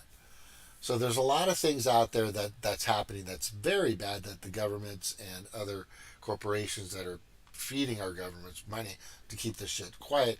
For example, they call it cloud seeding. Cloud seeding is the nice term to say chemtrails or chemicals being spewed all over. And I think we're playing with fire with that. I mean, if you go to Dane Winnington's YouTube page, he's a part of called Geoengineering Watch, geoengineeringwatch.com or .org. But anyway, and he clearly indicates how dangerous it is for us to be playing with the exosphere, the stratosphere, you know, the certain layers that are out there, that we really have no business fucking with, you know.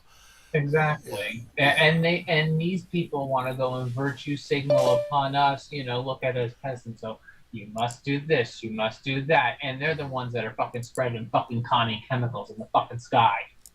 Commie chemicals in the sky. Yeah, hello, it's ridiculous. Jerry, Snork, and Jay. Hey, Cheryl. Hey, Cheryl.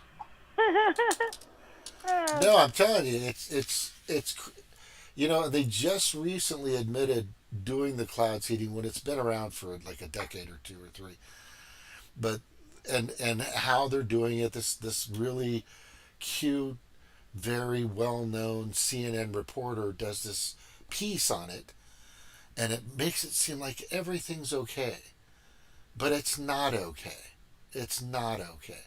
I mean, I'm okay with natural techniques, but we're seeing high levels of aluminum. If you just watch Dan Weddington's videos, he's got tons of information on it.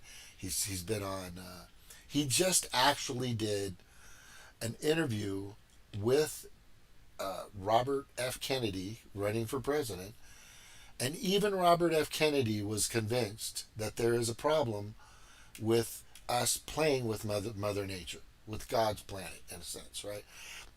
That a lot of these chemicals that are going through and coming through, and that he sent him the information before he had the interview, so he'd be able to if he had any questions or concerns about it, he'd be able to debate. If both of them had decided to get to let each other know of what I'm bringing to the table and what you're bringing to the table. They showed their cards before they sat down.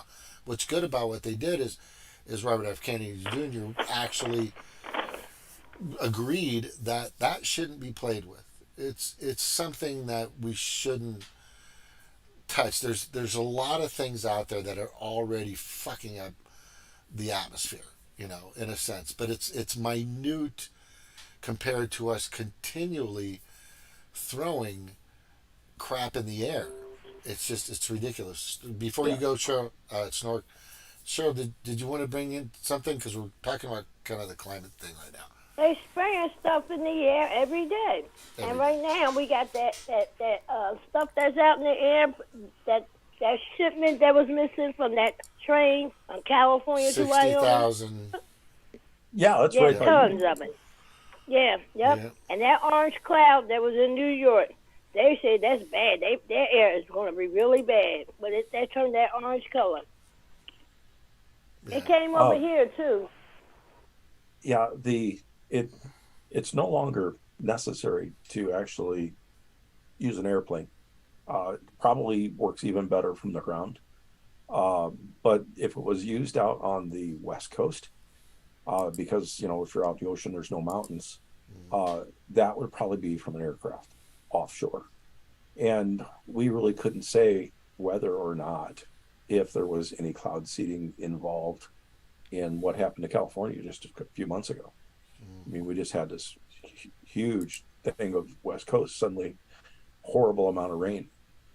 So it could be, but when we have a large wait. Did you say a horrible amount of rain? How is that? How is California filling up Lake Mead horrible, Snork? Well, we did have a lot of rain that we weren't ready for happen all of a sudden. That's not nature's fault, right? Come on. Right. No, yeah. But the clouds may have been seeded offshore, bringing moisture up in, and then when it hits the mountain range, dumping. So we may have created that ourselves? Is that what you're saying? That might. I'm not saying it was. That could have been. So the other areas where it's possible would be like on the East Coast where there's a mountain range, the Appalachians. So you want that uplift. The amount of seeding, they did seed for the Chinese Olympics. They did seed. We didn't, but the Chinese did to make sure that what the weather control would be on those days. So I mean, it is possible. It's usually silver iodide, not aluminum. How do you know? No. Wait. How do you know? Pull it up. Okay, but no. You're pulling it up based on who? Based on the reports of the silver iodide. Wait, based on reports from what source? Let me pull it up. Let me find that one. The reason why I'm asking is because most of the people in this country right now do not completely trust any governmental entity or department. Well, after what we went through with COVID, why should Right, exactly. Hell no. Right, exactly. Hell no. So I I'm never not trusted saying them that anyway. you. I'm not. I know you know what you're talking about because you always know what the fuck you're talking about. But what I'm saying is, I don't trust their information because that reporter, and Cheryl knows this. I know Eric saw it too. When she was on CNN, and she said, we're cloud seeding," and she said, "We're only using this and this and this and this and this." I'm like, sure you are. Sure you are. Because, look, there's stuff in our food. Let me, I don't know. I'm going to show you guys this real quick. This is. Okay. Scientific American. Oh, fuck. You know, one of the major manufacturers of Scientific American? Yeah, it is. Yeah. But it did say that they documented 8 states were using cloud seedings to overcome the mega drought. Oh, okay. Yeah. And I would put some validity behind that. Yeah. I don't like what they're putting in there, though. Do you really know what they're putting in there? But let me tell you who does know and has documentation of it, which they won't show you, is Dan Winnington of Geoengineering Watch. When you guys get a chance, please check him out. He's him and his conversation with I have watched them. yeah, I've been watching him. yeah, he's got more than enough proof to say all this is criminal. It's just too much. Just stop it. Just leave it alone. Go ahead. Whenever we do anything, we have to be thinking of what the negative consequences are. There you go. We do need to be responsible for negative consequences.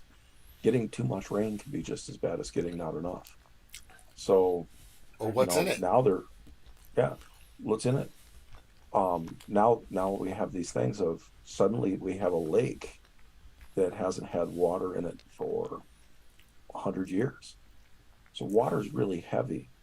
It might even lead to triggering an earthquake that was already on the edge, because if you have 1 billion gallons of water sitting on it, it changes the weight load out there. Yeah, that's mass. So we have to be thinking of all kinds of things. We did not have the tools to model anything even 30 years ago. Yeah. But nowadays, if we're going to be doing something, we have the tools. We should be modeling them. We should be making a decision. And, we need somebody thoughtful. And if we make any decision to cloud seed, it should be all the way to the President of the United States. And it shouldn't be a president that's demented. Right. Cheryl was talking about the ammonium nitrate. That was 30 tons of ammonium nitrate that went missing off the rail car from Wyoming to California. That's bad. Yeah, that's... Yeah, then And I said they go out to do something with that. Because it didn't derail. It was stolen. Right? It was stolen. Exactly. It's not like it just fell over and burned up like it... Yeah, right. Like Ohio, right? Remember Ohio? Yeah. Yep. Did your safety training include a type of explosion called a BLEVE? Blevy. Oh my gosh. What's a BLEV explosion training? Okay. Do you remember the Lebanon explosion a couple of years ago, 3 years ago? Oh yeah, the one with these ammonium towers. nitrate. Yeah. Ammonium nitrate on a ship. And then a fireworks factory went off next to it that somebody was welding in the fireworks factory. So the ammonium nitrate went off next to a grain bin. And wheat has almost the ability to blow up almost as good as nuclear. That was huge, man. Yeah. So you'll see there was 3 phases to the explosion. The third phase was a blevy. It's just like expanding vapor that aerosolized wheat, and the chemicals around the wheat. Boom! It's just massive. Fuel. That was the fuel. So, but ammonium nitrate, yeah, I don't know what somebody do with 30 tons. A lot of damage, for sure. A lot of damage. They just used it. They used it over that thing with And ain't nobody, because I saw a video of a guy, he was in Canada. Yeah. He was on his farm, and in the distance, you saw smoke. He said, somebody's setting these fires. Yeah. I mean, if you use the ammonium nitrate, you wouldn't use it alone. Yeah. So what happened in Canada, which Cheryl is really bringing up an important process of the chemicals and the fires and all this other crap. What's interesting is satellite images. Oh, here it is. I don't have it, but I have what these tankers look like. By the way, I'm not playing the information. I'm just going to show it on the YouTube so people can see it. You know the military is in my city. They're everywhere. So but what she's saying is, so what happened on that day when those fires happened, which is really odd, is they all started about the same time, within an hour of each other. Within an hour. And we had fires over Jersey too at that time. Yeah. Forest fires in Jersey. Yeah, they were just fucking everywhere. And they Yep. were no, but usually a fire will start, and the only reason why another fire will start is because, and I've been through this because I've lived in California, right? Is you'll have a fire here, it'll bounce off, some amber will come down and start on the other side of a mountain close, and then that could take 3, 4, 5, 6 hours, maybe a day for something like that to happen. But what's interesting about 20 to 30 fires that happened within an hour span of each other, which is just an interesting coincidence, or was it planned? It was planned. Of course it was. That's what I'm These saying. are some sick people. Yeah, they're sick people. And the first thing that Schumer did, even as it was going off, like he already had planned this. I mean, his reaction to the fires was so immediate. It's like he fucking knew what was happening. That was another big red flag. Was he came out like George Bush in that school. Yeah, exactly. Yeah, exactly. But Schumer comes out and he starts talking about climate change, like right off the bat. He goes, because of these fires, we need to tackle climate change. And you know that the last Davos meeting, you had John Kerry and the climate change czar, the guy that fucking started the whole fucking global warming shit. He ran for president. What the fuck is his name? Somebody tell me what I'm talking about. He ran for president. Al something. Al Gore. Al Gore. Sorry. Al Gore. Thank you. Sounds like 3 syllables, 2 syllables, 2 syllables. So what happened was, their big thing, their giant advertisement at the Davos meeting for climate change was, somebody asked him, it was completely staged. So what do you both believe that we really need to do about the issue and the problem and the threat and and how bad climate change is? And they both said money, money, money. We need more money. They said it like over and over, and then after that, they keep reiterating it, and this whole process is no different than what the military-industrial complex does. They create the problem, they create the crew, they create the war, they instigate the war, and then they tell the world, and the country that we need troops, or we need to beef up our F-16s, and we need to make sure we get a fucking aircraft carrier out there. So we're going to need more money, more money, more money. And the biggest one they had, like you guys were just kind of alluding to, was 9/11. And ever since 9/11, we've sent the military-industrial complex an average of about $680 billion per year on average, and it hasn't fucking stopped since 9/11. So all that money is the big circle jerk, which it goes out to these giant corporations. It goes out to Lockheed Martin, Enron, that they turn around and send money back to these campaigns and elbow grease and Cayman Island accounts and buy yachts for these fuckers in different countries who are sitting in Congress right now.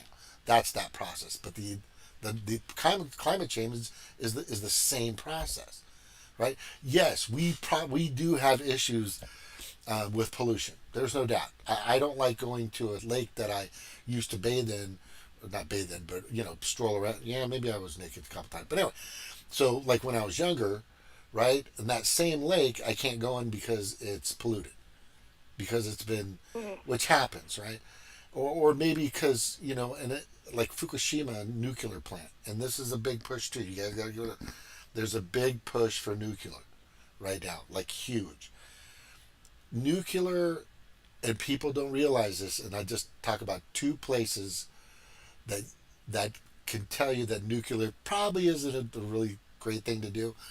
Fukushima Daiichi is the plant that was hit by a tsunami in 2011. People in that area within a 5 to 10 mile radius are not allowed to live there. They've slowly came back in, but that's at their own. They're told not to, but they've let them do it. But they haven't been there for almost 20 years now, right? Fukushima, over 20 years. So the other place. 12 years. Yeah, 12. Sorry, 12 years. Sorry, 12 years. So Chernobyl. Is anybody living in Chernobyl? Anybody else can live in Chernobyl?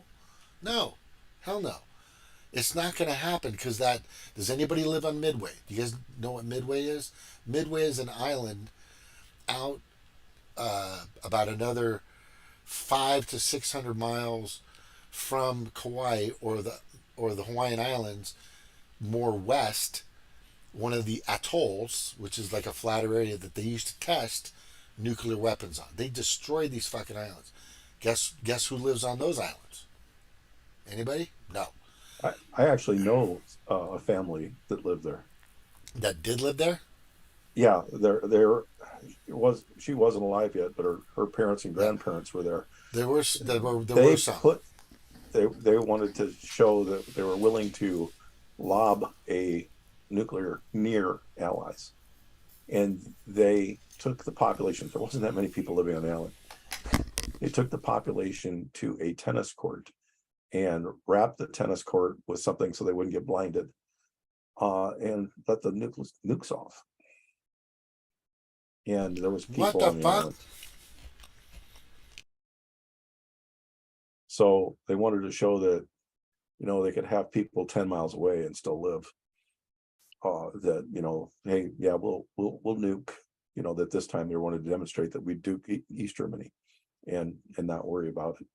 So it was a major nuclear power or bomb test that went off. And I forgot about 3 Mile Island. 3 Mile Island? Yeah, China syndrome, right? Mm-hmm. 3 Mile Island was caught before it got too bad. Yeah. I'm not saying it was good, but it didn't go as. What most people don't realize is Daiichi means one. So there was 4 reactors there. There was a second set of reactors that nobody talks about called Daini, and Daini had some problems too. So Daiichi means the first one. Daini means the second one. Oh yeah. He's looking it up right now. No. I'm actually going into a couple other things. I'm actually looking for, like, right here. There's some other things I'm looking at, but predictions for 2020 problem reaction solution method. Yeah. So in English, it would be Fukushima number 2 power plant. Right.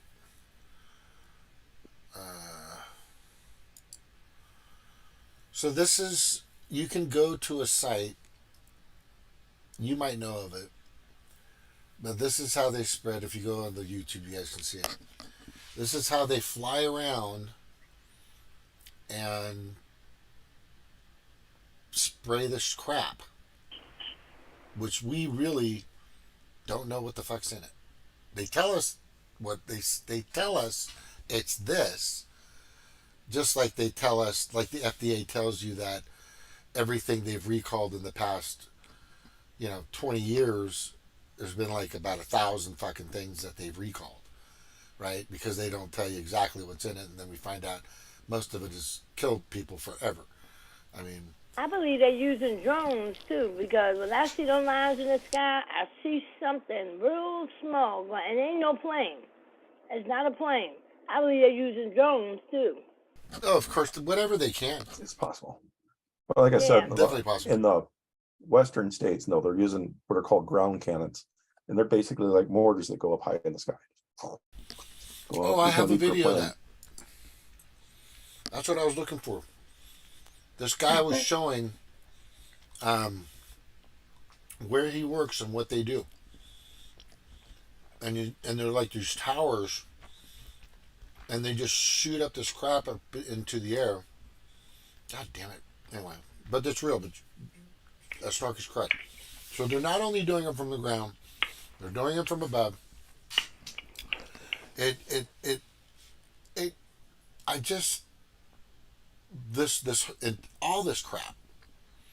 All of this crap that's happening, that's being allowed. I mean, we're talking in so many various ways of destroying a civilization, or from my opinion, from what I've always said when I've kind of done all my research, it's genocidal thinking. It's completely planned genocide. What they're doing is like they did in the Holocaust. That's all it's a repeat. Yeah. Dr. Zelenko said that before he died. It's like the Holocaust. He lived through the Holocaust. So. Yeah. Klaus Schwab's father was one of the main... He was something in Germany during the Nazi era. Yeah. So what he did is his company, it's a big company, was in charge of creating weapons of mass destruction. Not just in many different forms. And this is the guy running, who's raised by this probably the worst guy besides Hitler, right? Probably the worst guy besides right, exactly. So you've got this person who's actually at this giant corporation NGO entity, started in 71, I believe, 1971 by Klaus Schwab, and then this guy's dictating what most of the Democrats, all of the Democrats are all in with. Yep. Every single fucking Democrat is all in. They Democrats. They worship the devil. They're fucking They Democrats, worship the man. devil. They're fucking They're semen demons. Semen demon. Yeah. Well, they're if they're taking that mRNA, they don't have it anymore. You know. They didn't take it. They didn't take that shit. Yeah, they didn't take it. I guarantee you. They made themselves exempt from the beginning before the vaccines went out. Yeah, because there were the CDC, the Congress, the FDA, and NIH didn't require or mandate that they took it. Did you guys know that? Yeah, I knew that. Yeah, I saw it from the you know beginning. They were saying it, and people wasn't paying attention. How do you not? If somebody's telling you, hey, you know what? To take something. You drink this and they Kool-Aid. not taking it. Well, why don't you? Why don't you drink the Kool-Aid? No. Yeah. It's good for you. No, you should drink it. But why aren't you drinking it? Right? If they can't drink the same Kool-Aid you're fucking drinking, then you probably shouldn't drink it. Yeah. Well, if someone actually were to challenge them, that they would go and get a fake one and you give us the real one. We don't fall for their fucking government shenanigans. Solution out there. Some congressmen recently on the Republican side, I don't know if you guys know, there's a few of them that have said, no, I didn't take it. I didn't have to. I'm not going to fucking take it. There's a few of them that had said they didn't take it. The Democrats will tell you different. They'll tell you that they took 5 and they got COVID 4 times. But it was all for the greater good. They lying. They had solution. Of course they lied. Yeah, they lied. Yeah, they were lying. Exactly, and they wanted to go and get extra days off of work. so they don't have to go and deal with, they don't have to go and deal with what they, were selected to go and be in. It's all, propaganda, lip service, PR agent, all that shenanigans. I think they worked a total. I think Congress works a total of 48 days nowadays, and I think in 2020 they actually were, or 2020 and 2021, they spent like 15 days total at the Capitol. That's fucking. Yeah, and they screwed over the railroad workers, the railroad guys, and then put out their days off. I like, they got a lot of nerve. They never did do nothing Congress. Yeah. And now Klaus Schwab just said they are God and they're gonna ban the Bible. I'm like, these people are crazy. We're past crazy. They're past crazy. Yes. Anytime you're saying cows' farts hurt the environment, something is wrong with you. Something is really wrong with you. Cow farts. No, yeah, I know, right? Hurt the environment. When I heard them say that, I said, these people are crazy. They're fucking just lunacy. When I just hear cow farts, I'm like, you ban cow farts? That's retarded. How can lunatics. It's like banning people from farting. It's like, you need to go and pass gas out of your ass. It's natural. And they don't like, I was like, well, people are just fucking nuts. The lunatics are running the asylum. That's basically what's happening. And the asylum is about 194 countries. But there are some that aren't, that didn't sign up for the World Health Organization's pandemic treaty. I think there's 84 that didn't, believe it or not, which I think is a good sign. There's only a little over 100 that did.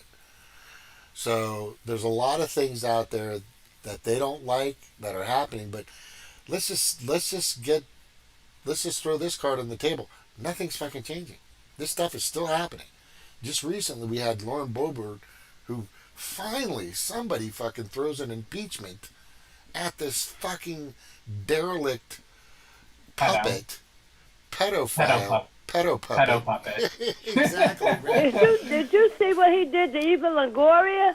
Oh my God. Oh my God.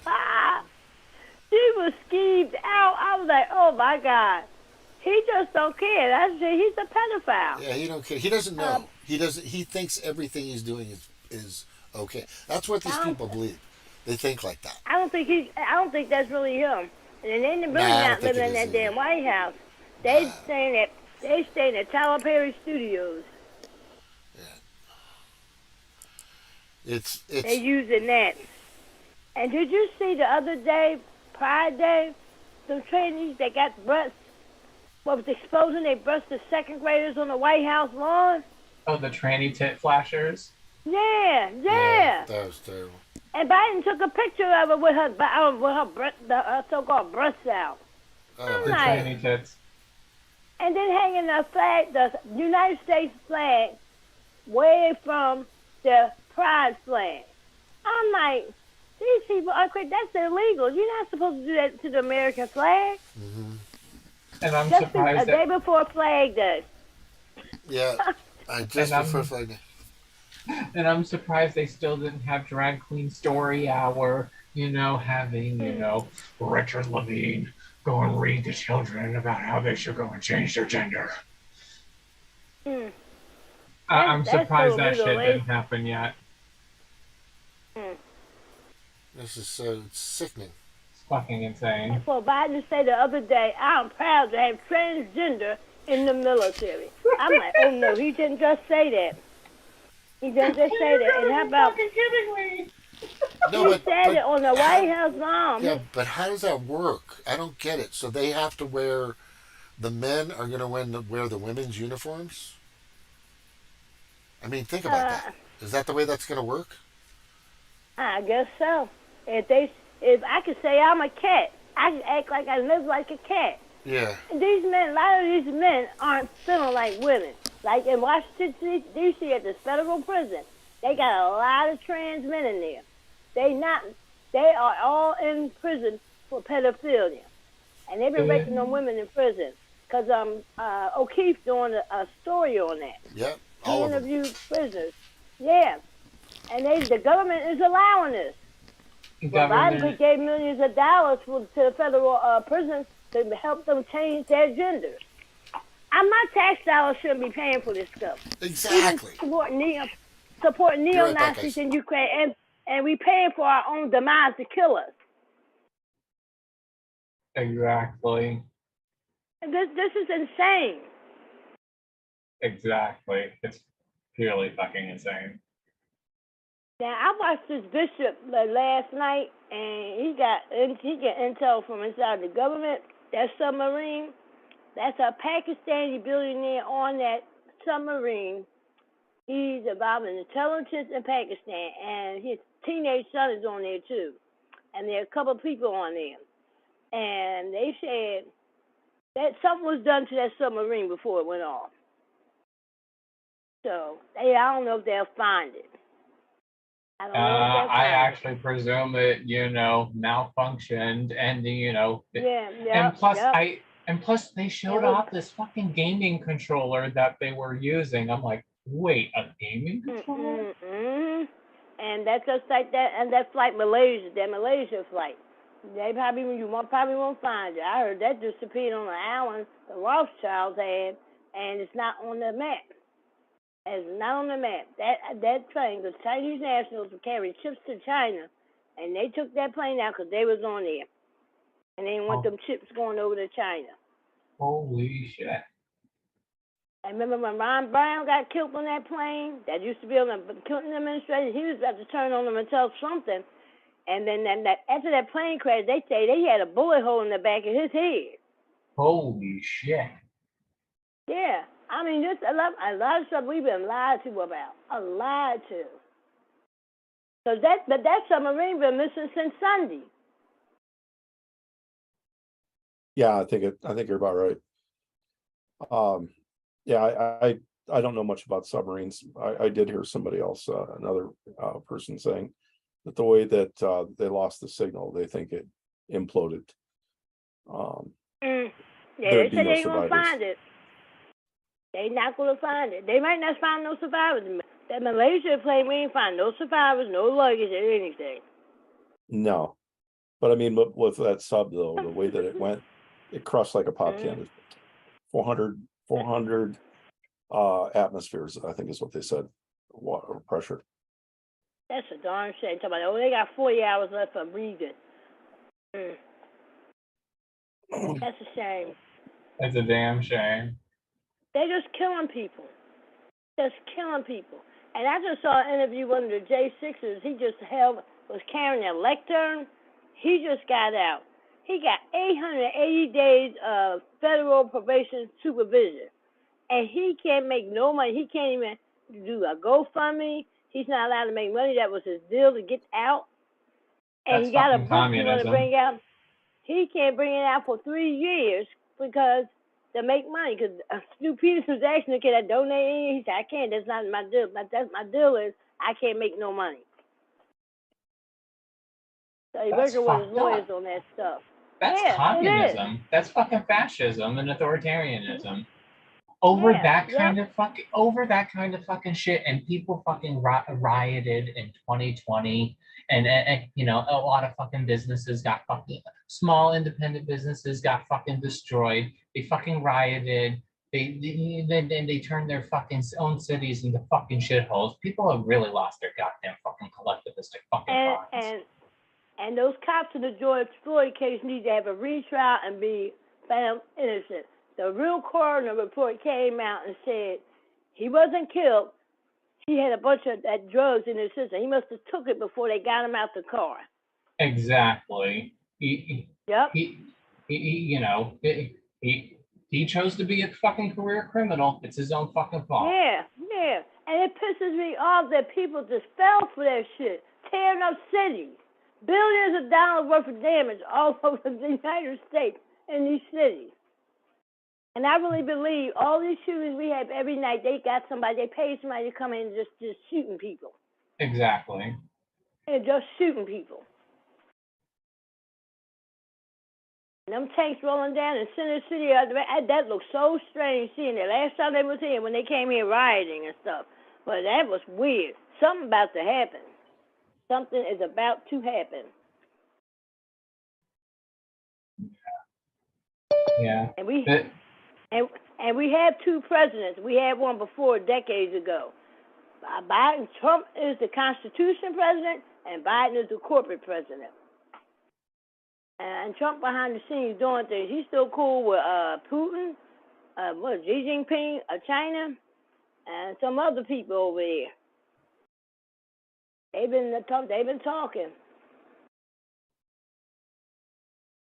And Putin said he's sick of this new world order crap.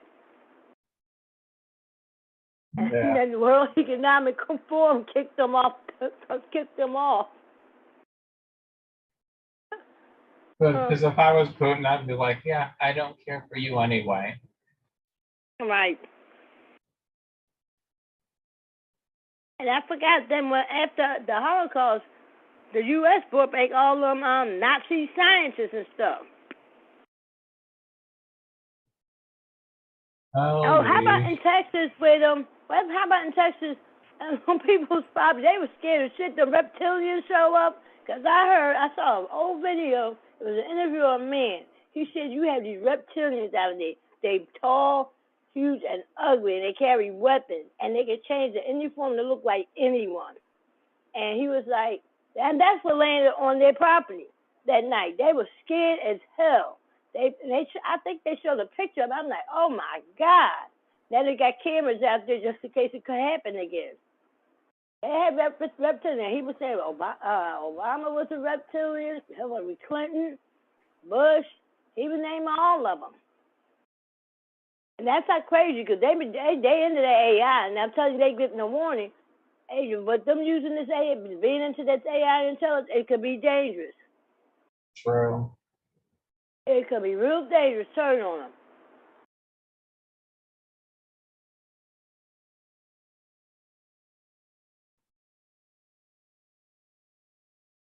Oh, crazy! I never thought I would live to see this. And I worry about my darn grandchildren. Yeah. And did y'all hear about the atrazine that's in water that's making men feminine? Atrazine. Yeah, they said that's making men feminine. So they're using water supply to go and turn men into pussies. Yeah, they want to just sterilize us not to have kids. Yeah, so they don't want us to reproduce. Now, Trump brought up something really important, which he does. And the thing that he brought up just the other day was to investigate Big Pharma, FDA, everything, our water, our food, everything.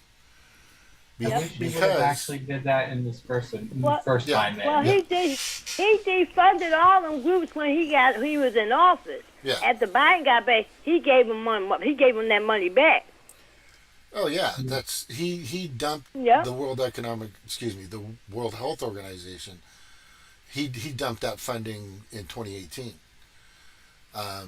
Yeah, which was it was before 2020, and then they blamed him for fucking the fluid crap.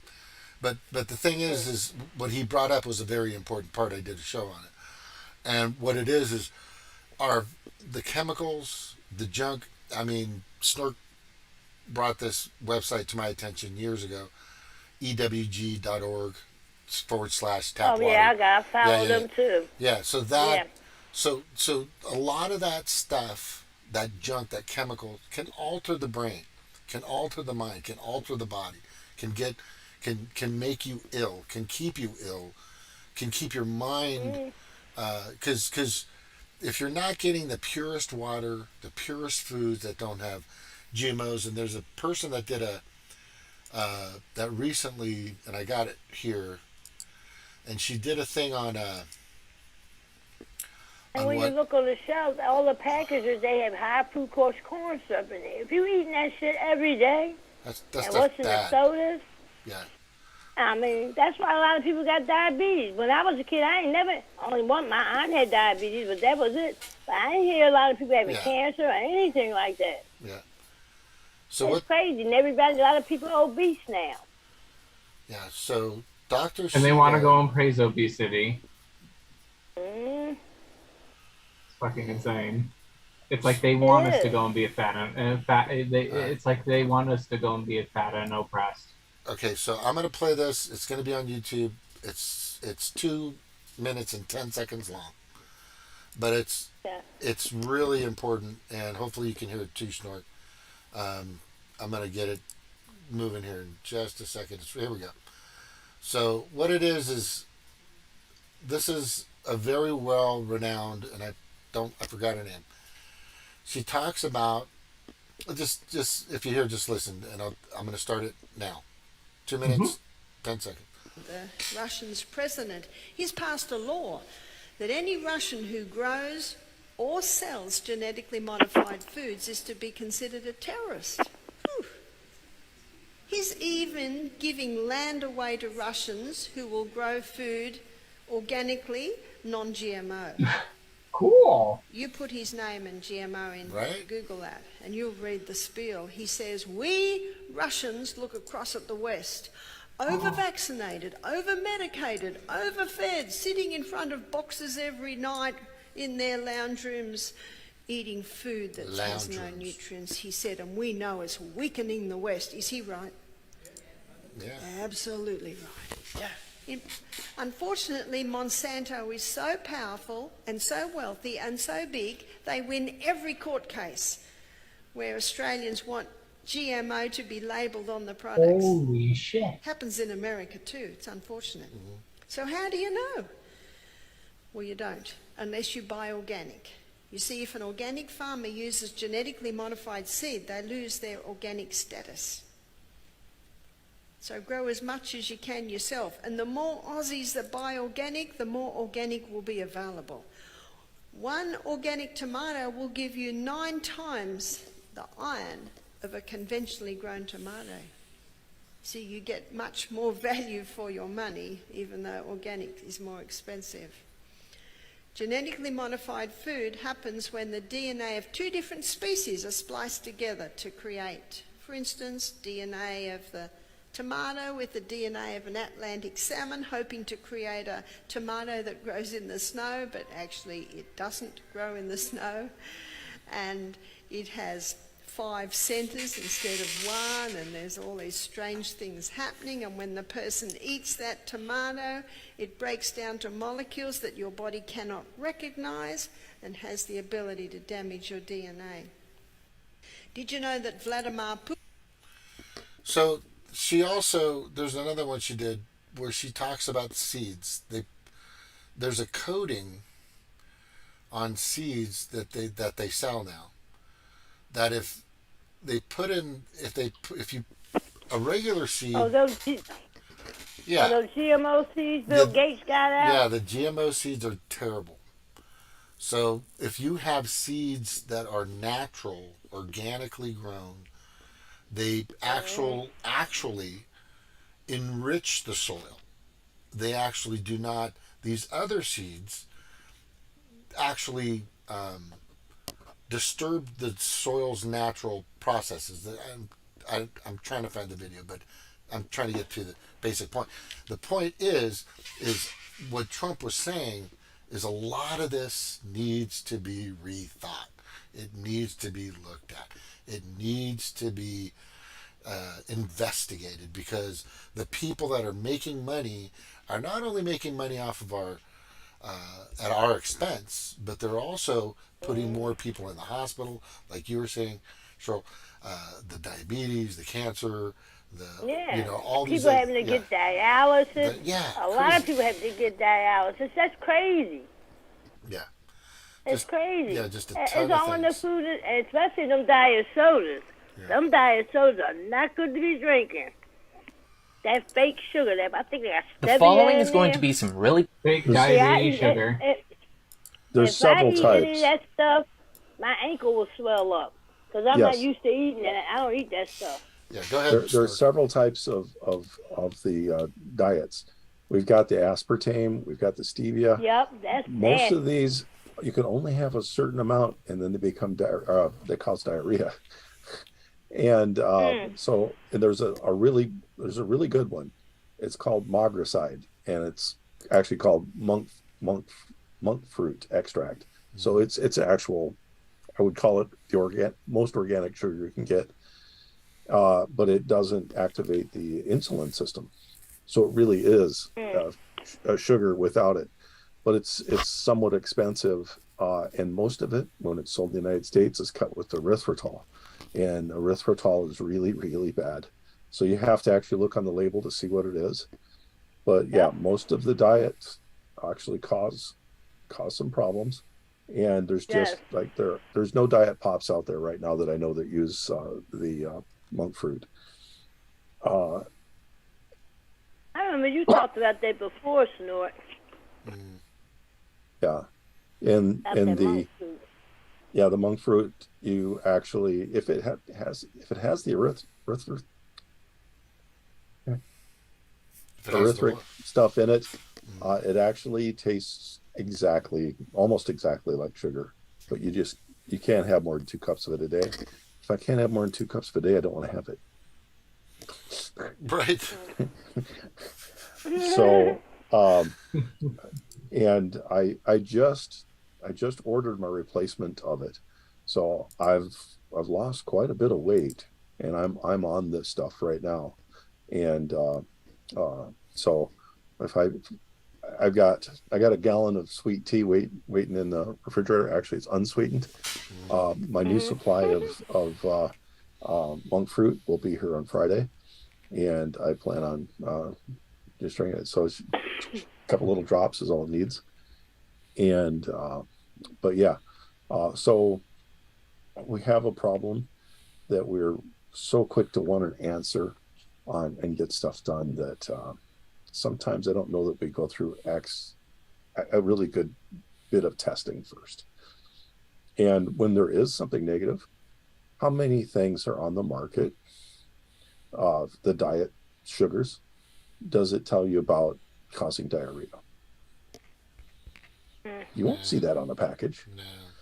There was a few there was a few years back that they actually came out with some potato chips, I believe it was, and they didn't tell anybody, and it was, you ate a bag of potato chips and you were glued to the toilet for a week. Oh, jeez. Do you remember that? I can't remember what that was called. Diarrhea chips? Diarrhea chips. Or were they bug chips? Or were they cricket chips? We haven't got that far yet. We gotta turn the fan on. I know they got cricket chips out. Yeah, in Australia. God, that's gross. Eat the crickets. Eat the cricket. I don't want to go eat that fucking shit. What's that? When I was in the American Racing Series, I was just a helper. I used to it's a IndyCar. It's not IndyCar, but it's a few levels there below around it. But we used to anyway, I don't know yet. We used the stuff we used to eat was terrible. That's all I have to say about that. I videotaped. Forget it. I lost over 100 pounds after I moved out here. Oh my gosh! And, wow! Congratulations! And that's awesome. I think I lost another 40 last summer, and I've gained 15 back, so I've got some strength back. But so yeah, my son was getting worried that my pant size is the same as his now. Well, that's good. But are you losing weight, and like healthy weight? I mean, I just played frisbee golf today. I did 9 holes. I kind of jogged through the course, but my legs are under me. I've got power. You know what I mean? What kind of weight loss are we talking? I think I lost some healthy stuff too, but so it was like last summer when I was really bad. I just had days where I couldn't even eat, and so like I said, I went. I can't remember if it was 40 or 50 pounds I lost, but I have gained 15 of it back. and but then my pants are getting smaller, but I don't think my tummy is. So I'm starting to feel like a leprechaun. I got little tiny legs and. Well, you saw me. Yeah, you kind of look the same to me. I couldn't really tell. No, wait, I did mention that you lost weight for sure. You did. Yeah. So, but yeah. So, and when I went down there is when I gained the 15 pounds back. Just I was getting better in shape. And what's the difference so, between a genetic? but I went from a size 46 to a size 36 for pants. Whoa. Good job. Hopefully it's in the right direction. So, like That's I the said, concern. my son is like, God, I got to start eating. My son stopped drinking pop with sugar in it. He goes, I got to do something. I can't have you have the same size pants as me. Yeah, I'm gonna start stealing his jeans. Now, I'm going to just play a little bit of this, you guys. It's going to be on the YouTube. This is Dr. Shiva, okay? He's going to talk about the fact about GMOs that neither side will tell you. But I'm just going to give you a little piece of this. It's 10 minutes, so I'm only going to do like a couple minutes of it. And it's pretty informative. Genetically modified tomato and a non-genetically modified tomato. So this is a fundamental issue. What is the difference? Those in power basically are saying, don't worry, the genetically engineered tomato is exactly the same as a non-genetically engineered. See, it's red, it's juicy. They're all the same. Eat it. It's called equivalence. And this is a very, very fundamental question that very few people understand. The scientists were saying, oh, see, they're exactly the same. See, they got green, they got a smiley face. They're red. Look, they're exactly the same. In 1976, Gerald Ford signed a bill called substantial equivalence. So what they did was substantial equivalence was, oh, okay, you got a white stethoscope and you got a black stethoscope. If you can prove they're still the same, the FDA will fast track it. So that was done for medical devices. So when genetically engineered soybean comes into the market, the numbnuts in Congress, they said, oh, now we have genetically engineered soy. How do we get this approved through the FDA? And these guys say, oh, let's use that substantial equivalence document that was used for medical devices. Now, remember, a medical device only has like 5 or 10 parts, 20, maybe 100. How many parts does soybeans have? They have hundreds of thousands of parts. The parts are all those molecular pathways. Now, remember, you have people who don't study, who sat in the back of the room, whose mama and papa let them go to school for free. They paid off someone to write their essays. These people get it all hand-fed to them. They never have to work. So they said, oh, soybean, it looks like, yeah, let's use substantial equivalence. So the FDA, based on the lobbyists and based on Congress, allowed substantial equivalence to be used as the basis for getting a GMO soy substantially equivalent to a non-GMO soy. And who got to decide that? Monsanto. Monsanto said, okay, this soy is round, it weighs this much, it's got this much water content, and our non-GMO has that much. Great, it's equal, let's get it through. They defined the characteristics of equivalence. When I got into this, I said, wait a minute, you have to go to the fundamental issues to understand how this is different. And again, no one had done this at the time. Even the people in the non-GMO movement didn't even know what substantial equivalence was. They were just out there, oh yeah, we're against GMOs, because why? Because Monsanto's evil. Okay. So many of you know I developed a very powerful technology called Cytosolve, and using Cytosolve, which came out of PhD work where we could model very complex systems, I said, what is the difference? And we found out that you will have 230% less glutathione in the Roundup Ready soy. So how do we do this? You know I'm running for president. I encourage you to donate and volunteer at achieverforpresident.com. And donation means when you give any money, 5, 10, whatever dollars you want to give, I actually give you books. I give you access to many went and did it. All right. So the first paper I wrote was I looked at all this and I went through 837 experiments in 23 countries, and I built the first systems architecture of C1 metabolism. I wanted to find out how plants function. Every plant in the universe sequesters carbon, and it uses carbon as a machinery to do this very interesting metabolic pathway. Methionine is synthesized, which goes through a methylation cycle. And by the way, this generates formaldehyde, which is toxic. It's a waste product. And every plant is doing this this sort of engine. And then the formaldehyde in a normal plant is detoxified. There's something in there called glutathione, but every plant in the world uses a C1 metabolism pathway. So I discovered this engine by going through all of this, and I discovered the molecular pathways of methionine biosynthesis, documented that, discovered the methylation cycle, which is this red here, discovered the formaldehyde detoxification pathways, and I published a paper on that very quietly in the Journal of Agricultural Sciences. So the first paper I did, we didn't get funded. I did this because I wanted to do the fundamental research. We analyzed all these papers and we built the first systems architecture, and I published this in a journal, a peer-reviewed journal. By the way, Monsanto was published in this journal, and after I published, some fool said, oh, this journal is not a good journal. Well, Monsanto was published in there too, okay? So we published this paper, no one said anything. This journal basically said, hey, these are the molecular pathways of plants. The next thing I did was using cytosol, I took all of these molecular pathways and I mathematically modeled it. I wanted to find out what happens when C1 metabolism happens in plants.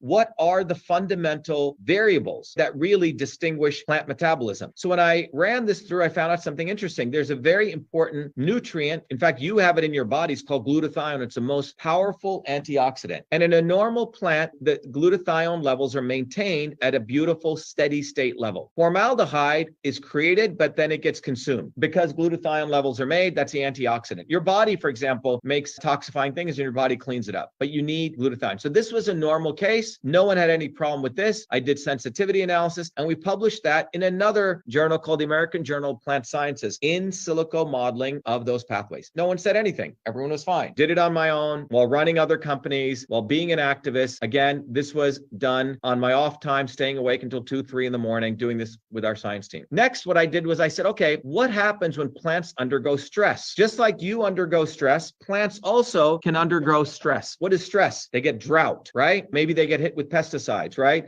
Maybe they don't get proper food. So that's when a plant undergoes oxidative stress. It typically happens when drought occurs, right? Plants don't get enough water or something happens in the environment. That is called a stressful condition. They're under oxidative stress. So I looked at those pathways. So here you have the methionine synthesis pathways, and I looked at the oxidative stress pathways and I identified 3 of those subsystems where reactive oxygen species get created. You have lipid peroxidation and you have ascorbate glutathione pathways. And I connected them together. This is a systems approach. So we had done this in the 2 papers on the right, and this was my new understanding. And what Sorry, guys, I'm going to let this play because this is good. I think Snork would want to hear this. And I don't know. I want to hear it too. I don't know who he's looking at. Do you ever see who's turning his head looking at somebody? Who the fuck are you looking at? Anyway, here you go. This is interesting, though. Overall, he'll break it down into more layman's terms. He's kind of lost me a few times on this. But here we go.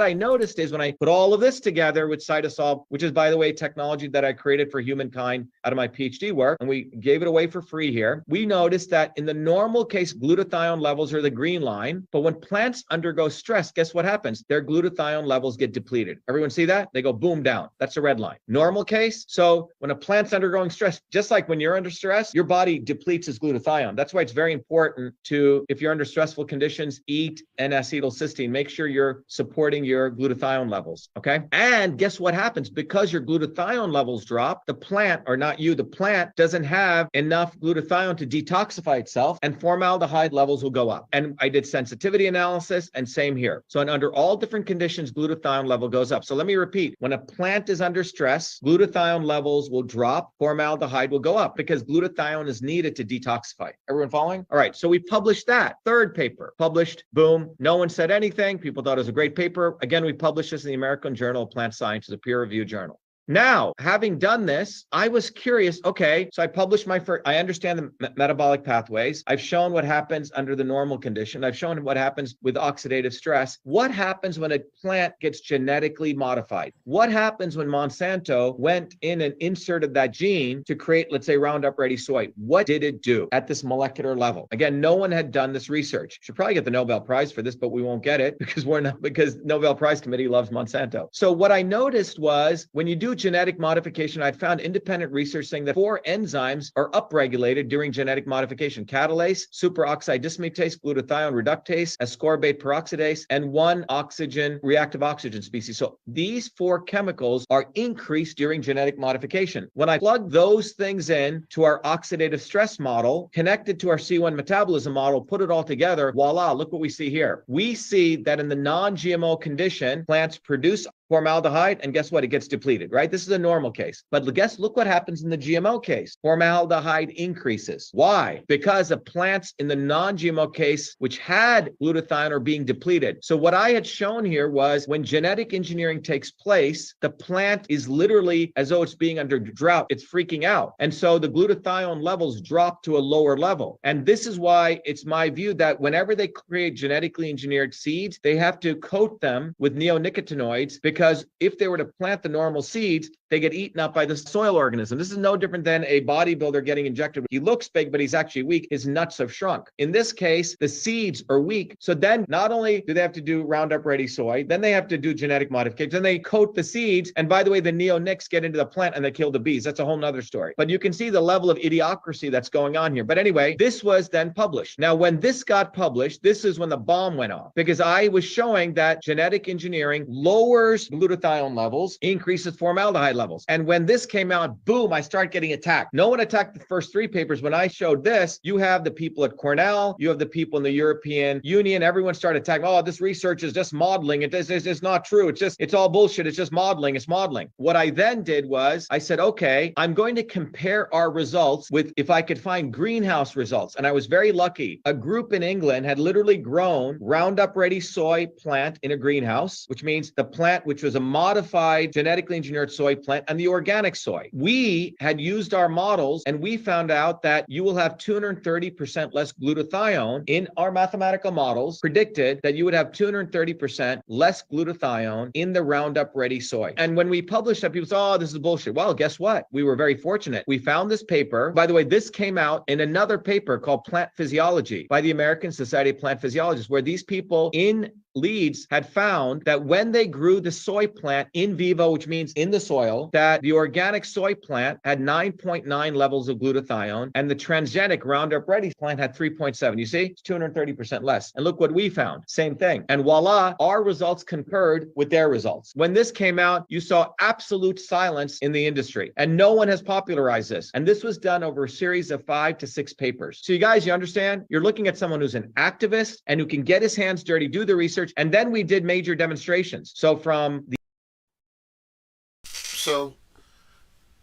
I'm gonna let Snork go, but I gotta say something first. Now, remember I brought up that people, if you drink water that's poisonous, if you eat food that's poisonous, if you breathe air that's poisonous or whatever, that's gonna alter you overall. It's going to affect your systems, your and the vax and all that stuff. But what I'm saying is a lot of these people that are out there, from what I can see, and this has been happening more so than ever than before, is I think your mind or your character or the way you see things, or your processing system, your cognitive processing systems can be altered as well.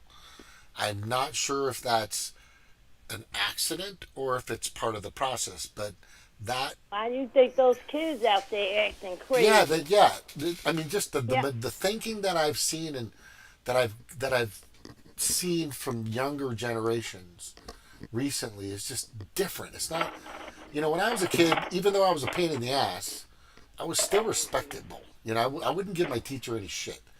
You know what I'm saying? But well, listen at this. Last night in the grocery store here, teens came in there and tried to set off dynamite. Where the hell they get dynamite from? Jesus Christ. Fuck. Yes. Dynamite? Oh, dynamite. Yeah. Dynamite. I wasn't never thinking about nothing like that as a teenager. No, that's nuts. No. I was partying. And they get mad at us for using coupons. I know, right? So, yeah, hey, they so came Snook, in there trying to set off 6 of dynamite. Yeah, so, Snook, what do you think about his? That's crazy. It's that's what I'm saying. It's all fucking nuts. There's a lot of things happening. Relationship between food and your ability to think, even your moods and controls like this. The gut is called your microbiome in your gut. It's massive amount of chemicals being produced.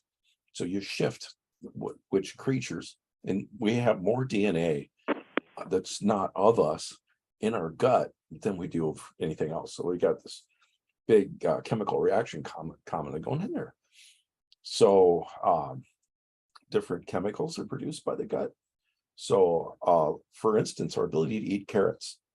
We can only eat carrots because our mother or somebody that we were in contact with at birth introduced that part of our microbiome into us by bacteria or whatever got into our gut. Naturally, humans can't eat carrots. Almost all of us can now.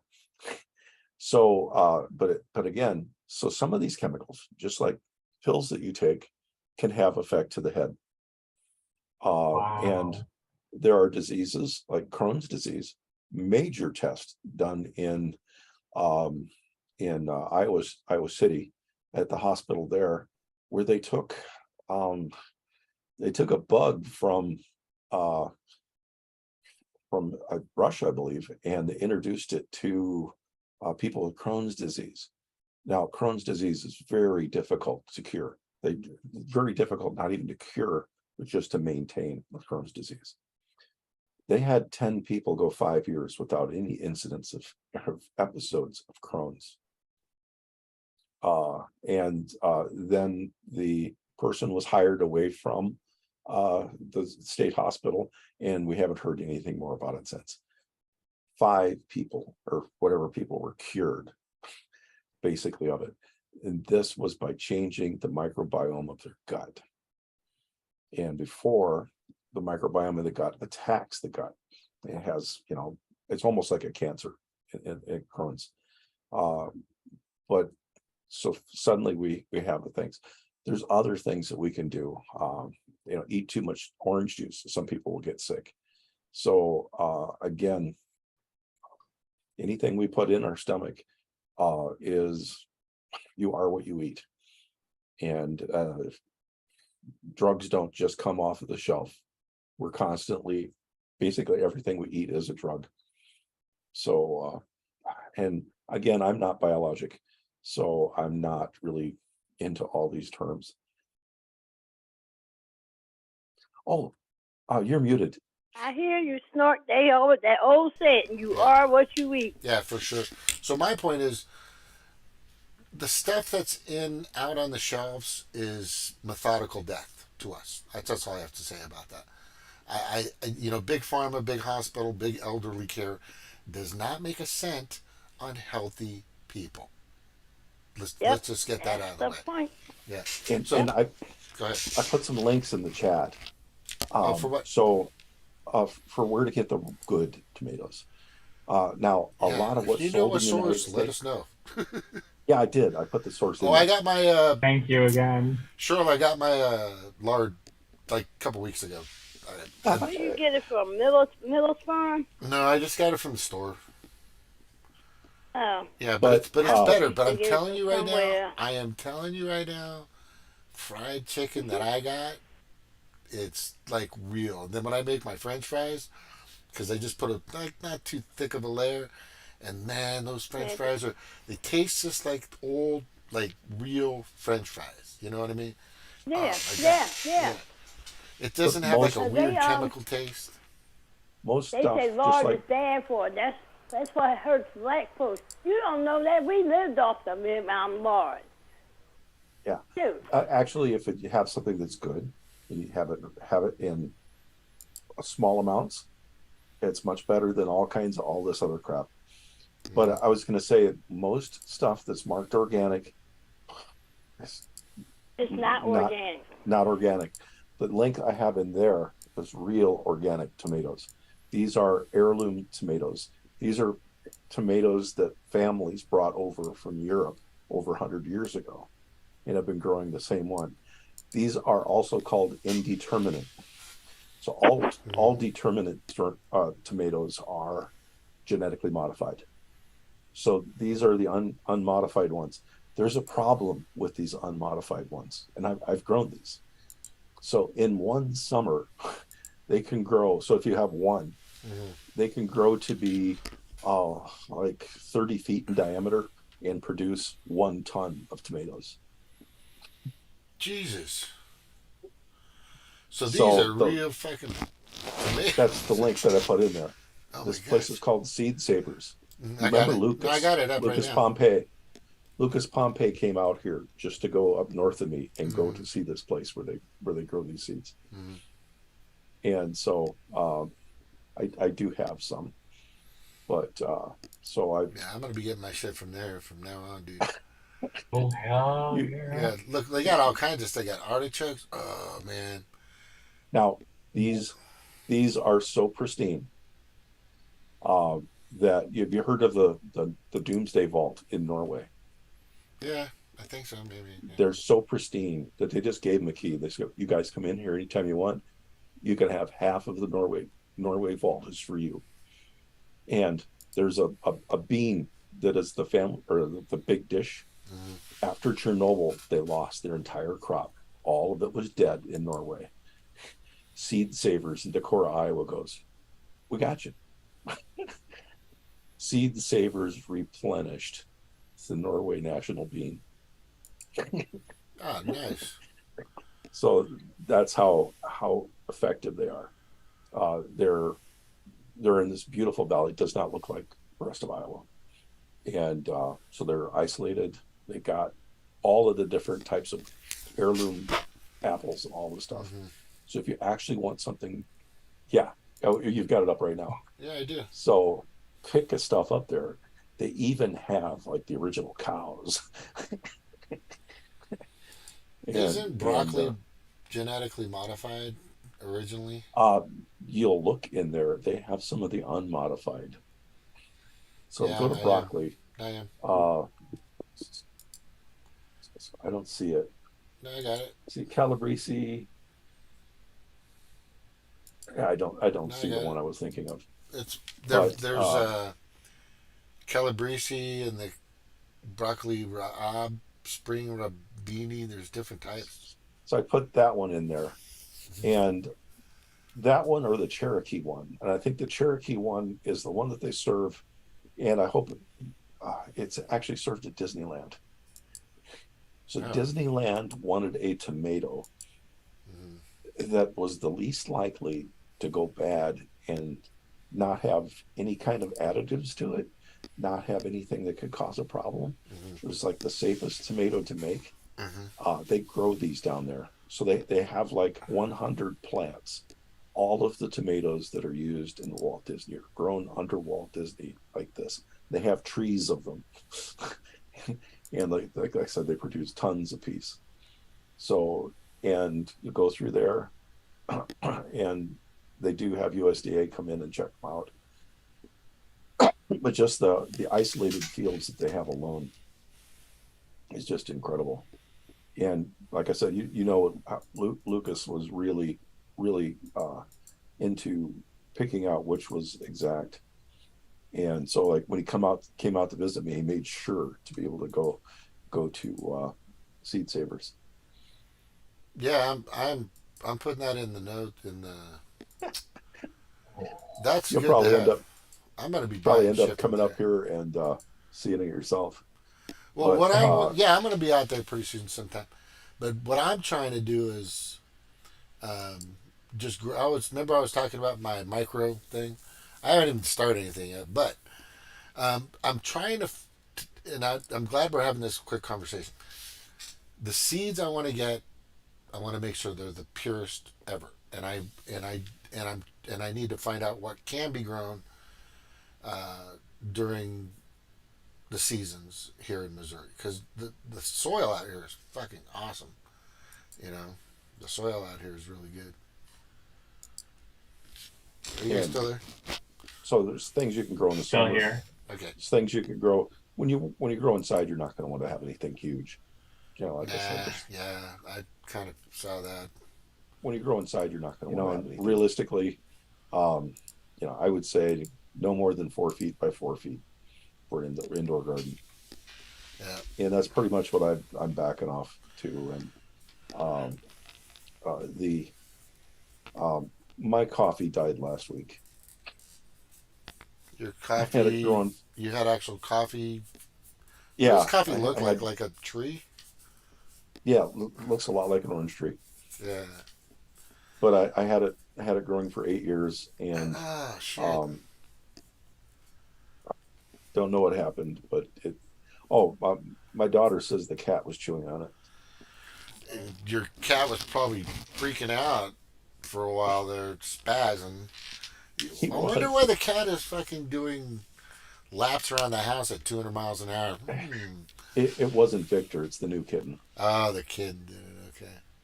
So we got that. And the kitten got into the coffee. That kitten got in the coffee. Well, when my father died, my cousin had helped me so much. You know, I said, "Is there anything I can do for her?" And she goes, "This little stray kitten showed up at my house. We can't have the kitten with my dog."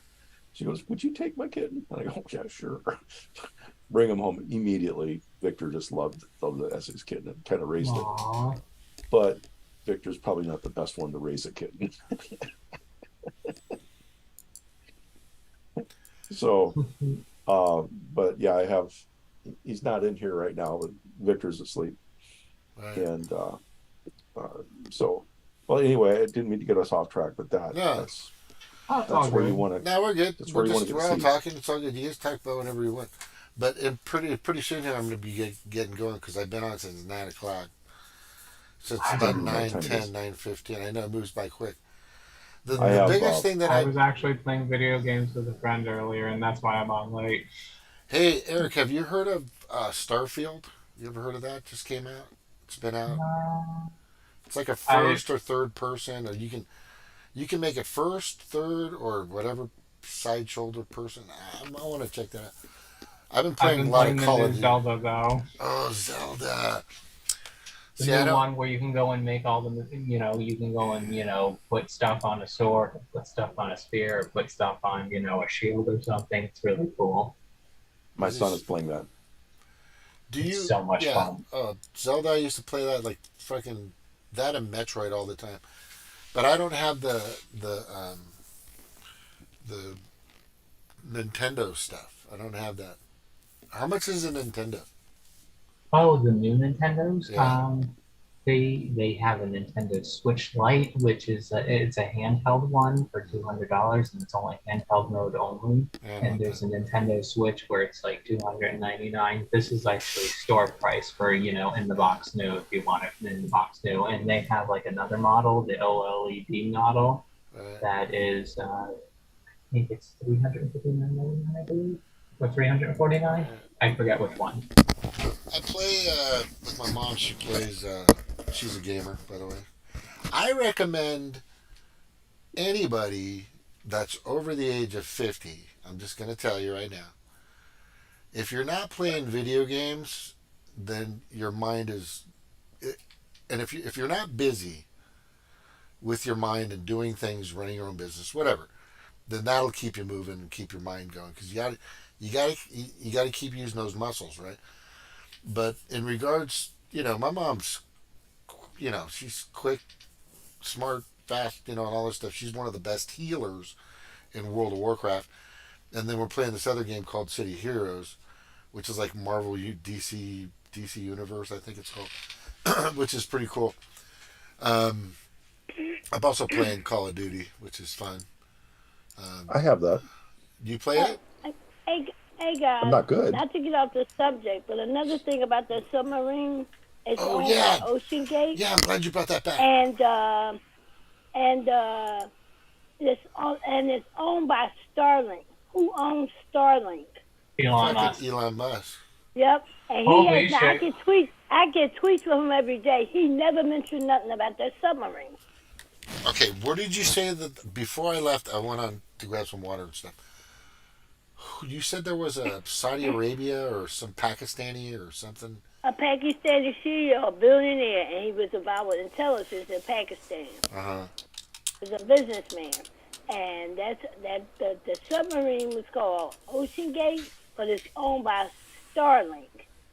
And it's Elon Musk. I get a text from Elon Musk every day, and he has not mentioned one thing about that submarine. Yep, not one. Holy shit. We're very happy to have this next gentleman with us because So I got he speaks of finding something in the ocean. I know People he's supposed to. oceanographer is instrumental. But I don't really trust him too much.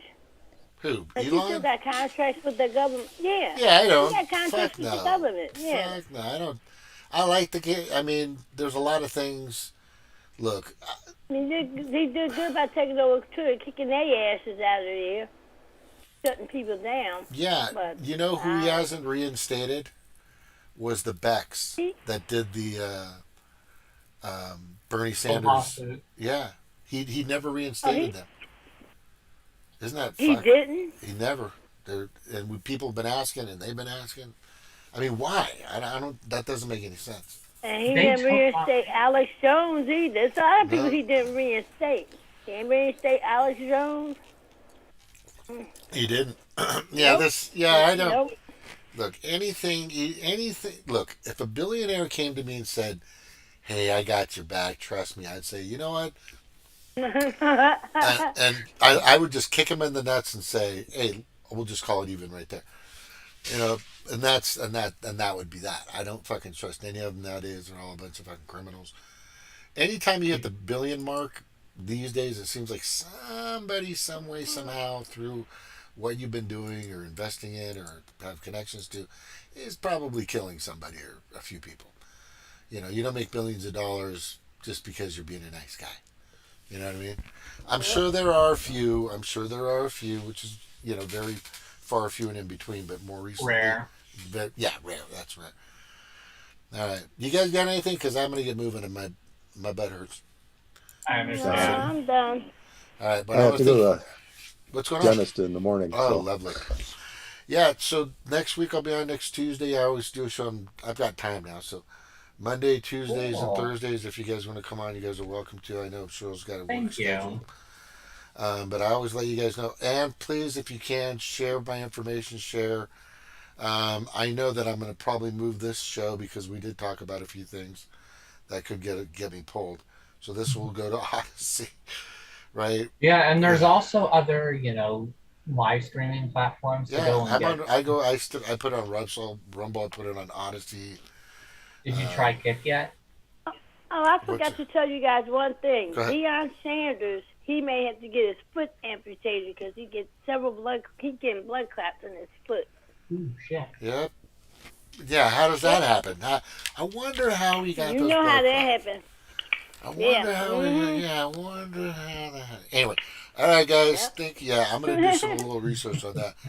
But thank you for that. Guys. By the way, I brought up that information on the Pakistani thing, and it says right here, one Pakistani richest man's son aboard missing ocean gate Titanic tourist submarine. Isn't that a coincidence? Isn't that a coincidence? Because Pakistan, I believe, is going. Yeah, Pakistan's also going with BRICS, aren't they? Yep, they are. There you go. I mean, God, it's just so obvious. It's just so obvious. And then Elon Musk, his own fucking, won't even say a goddamn word. Exactly. He has not said nothing. I get stuff from him every day, all day. Yeah. And he has not mentioned it once. Pretty sad. He'll virtue signal about something else. They won't talk about this shit. A smug husk, as I fucking thought. Right. Anyway, guys, thank you for coming on. If you guys have any questions, concerns, you're welcome. please like and subscribe. Thank you. And but if you guys ever have any questions about anything you think I might know or Snork might know, I mean, we're a good group of people, and if I have anything that I'm gonna ask you guys questions too. But right now, like I always say, stop the WEF.org. We got to start protesting. We got to get out on the streets. People are just... That's going to be impossible because people still living in their damn bubble. Yep. Nothing's impossible. I'm telling you. People wearing the mask way up to their damn eyeballs. Yeah, I know. Jesus Christ. It's fucking still ridiculous. It's They have lost their goddamn minds. And They you lost know their what? Yes. It's their loss. Yeah, those people you can't help anymore, guys. I've gave up on them a long time ago. There's nothing more I can do. Somebody, a psychologist said that those people, just leave them be. Yeah, they're just leave them dead. alone. They're just the Walking Dead, in my opinion. I mean, I'm sorry to say. But anyway, thank you very much for being here. Good talking with you. We'll be in touch, everybody. Good night, Aloha. Eric. Good night, Snort. Good night, Snort, Cheryl. Bye-bye. James, thank you, everybody. Take Bye-bye. care. Have a good one. Bye.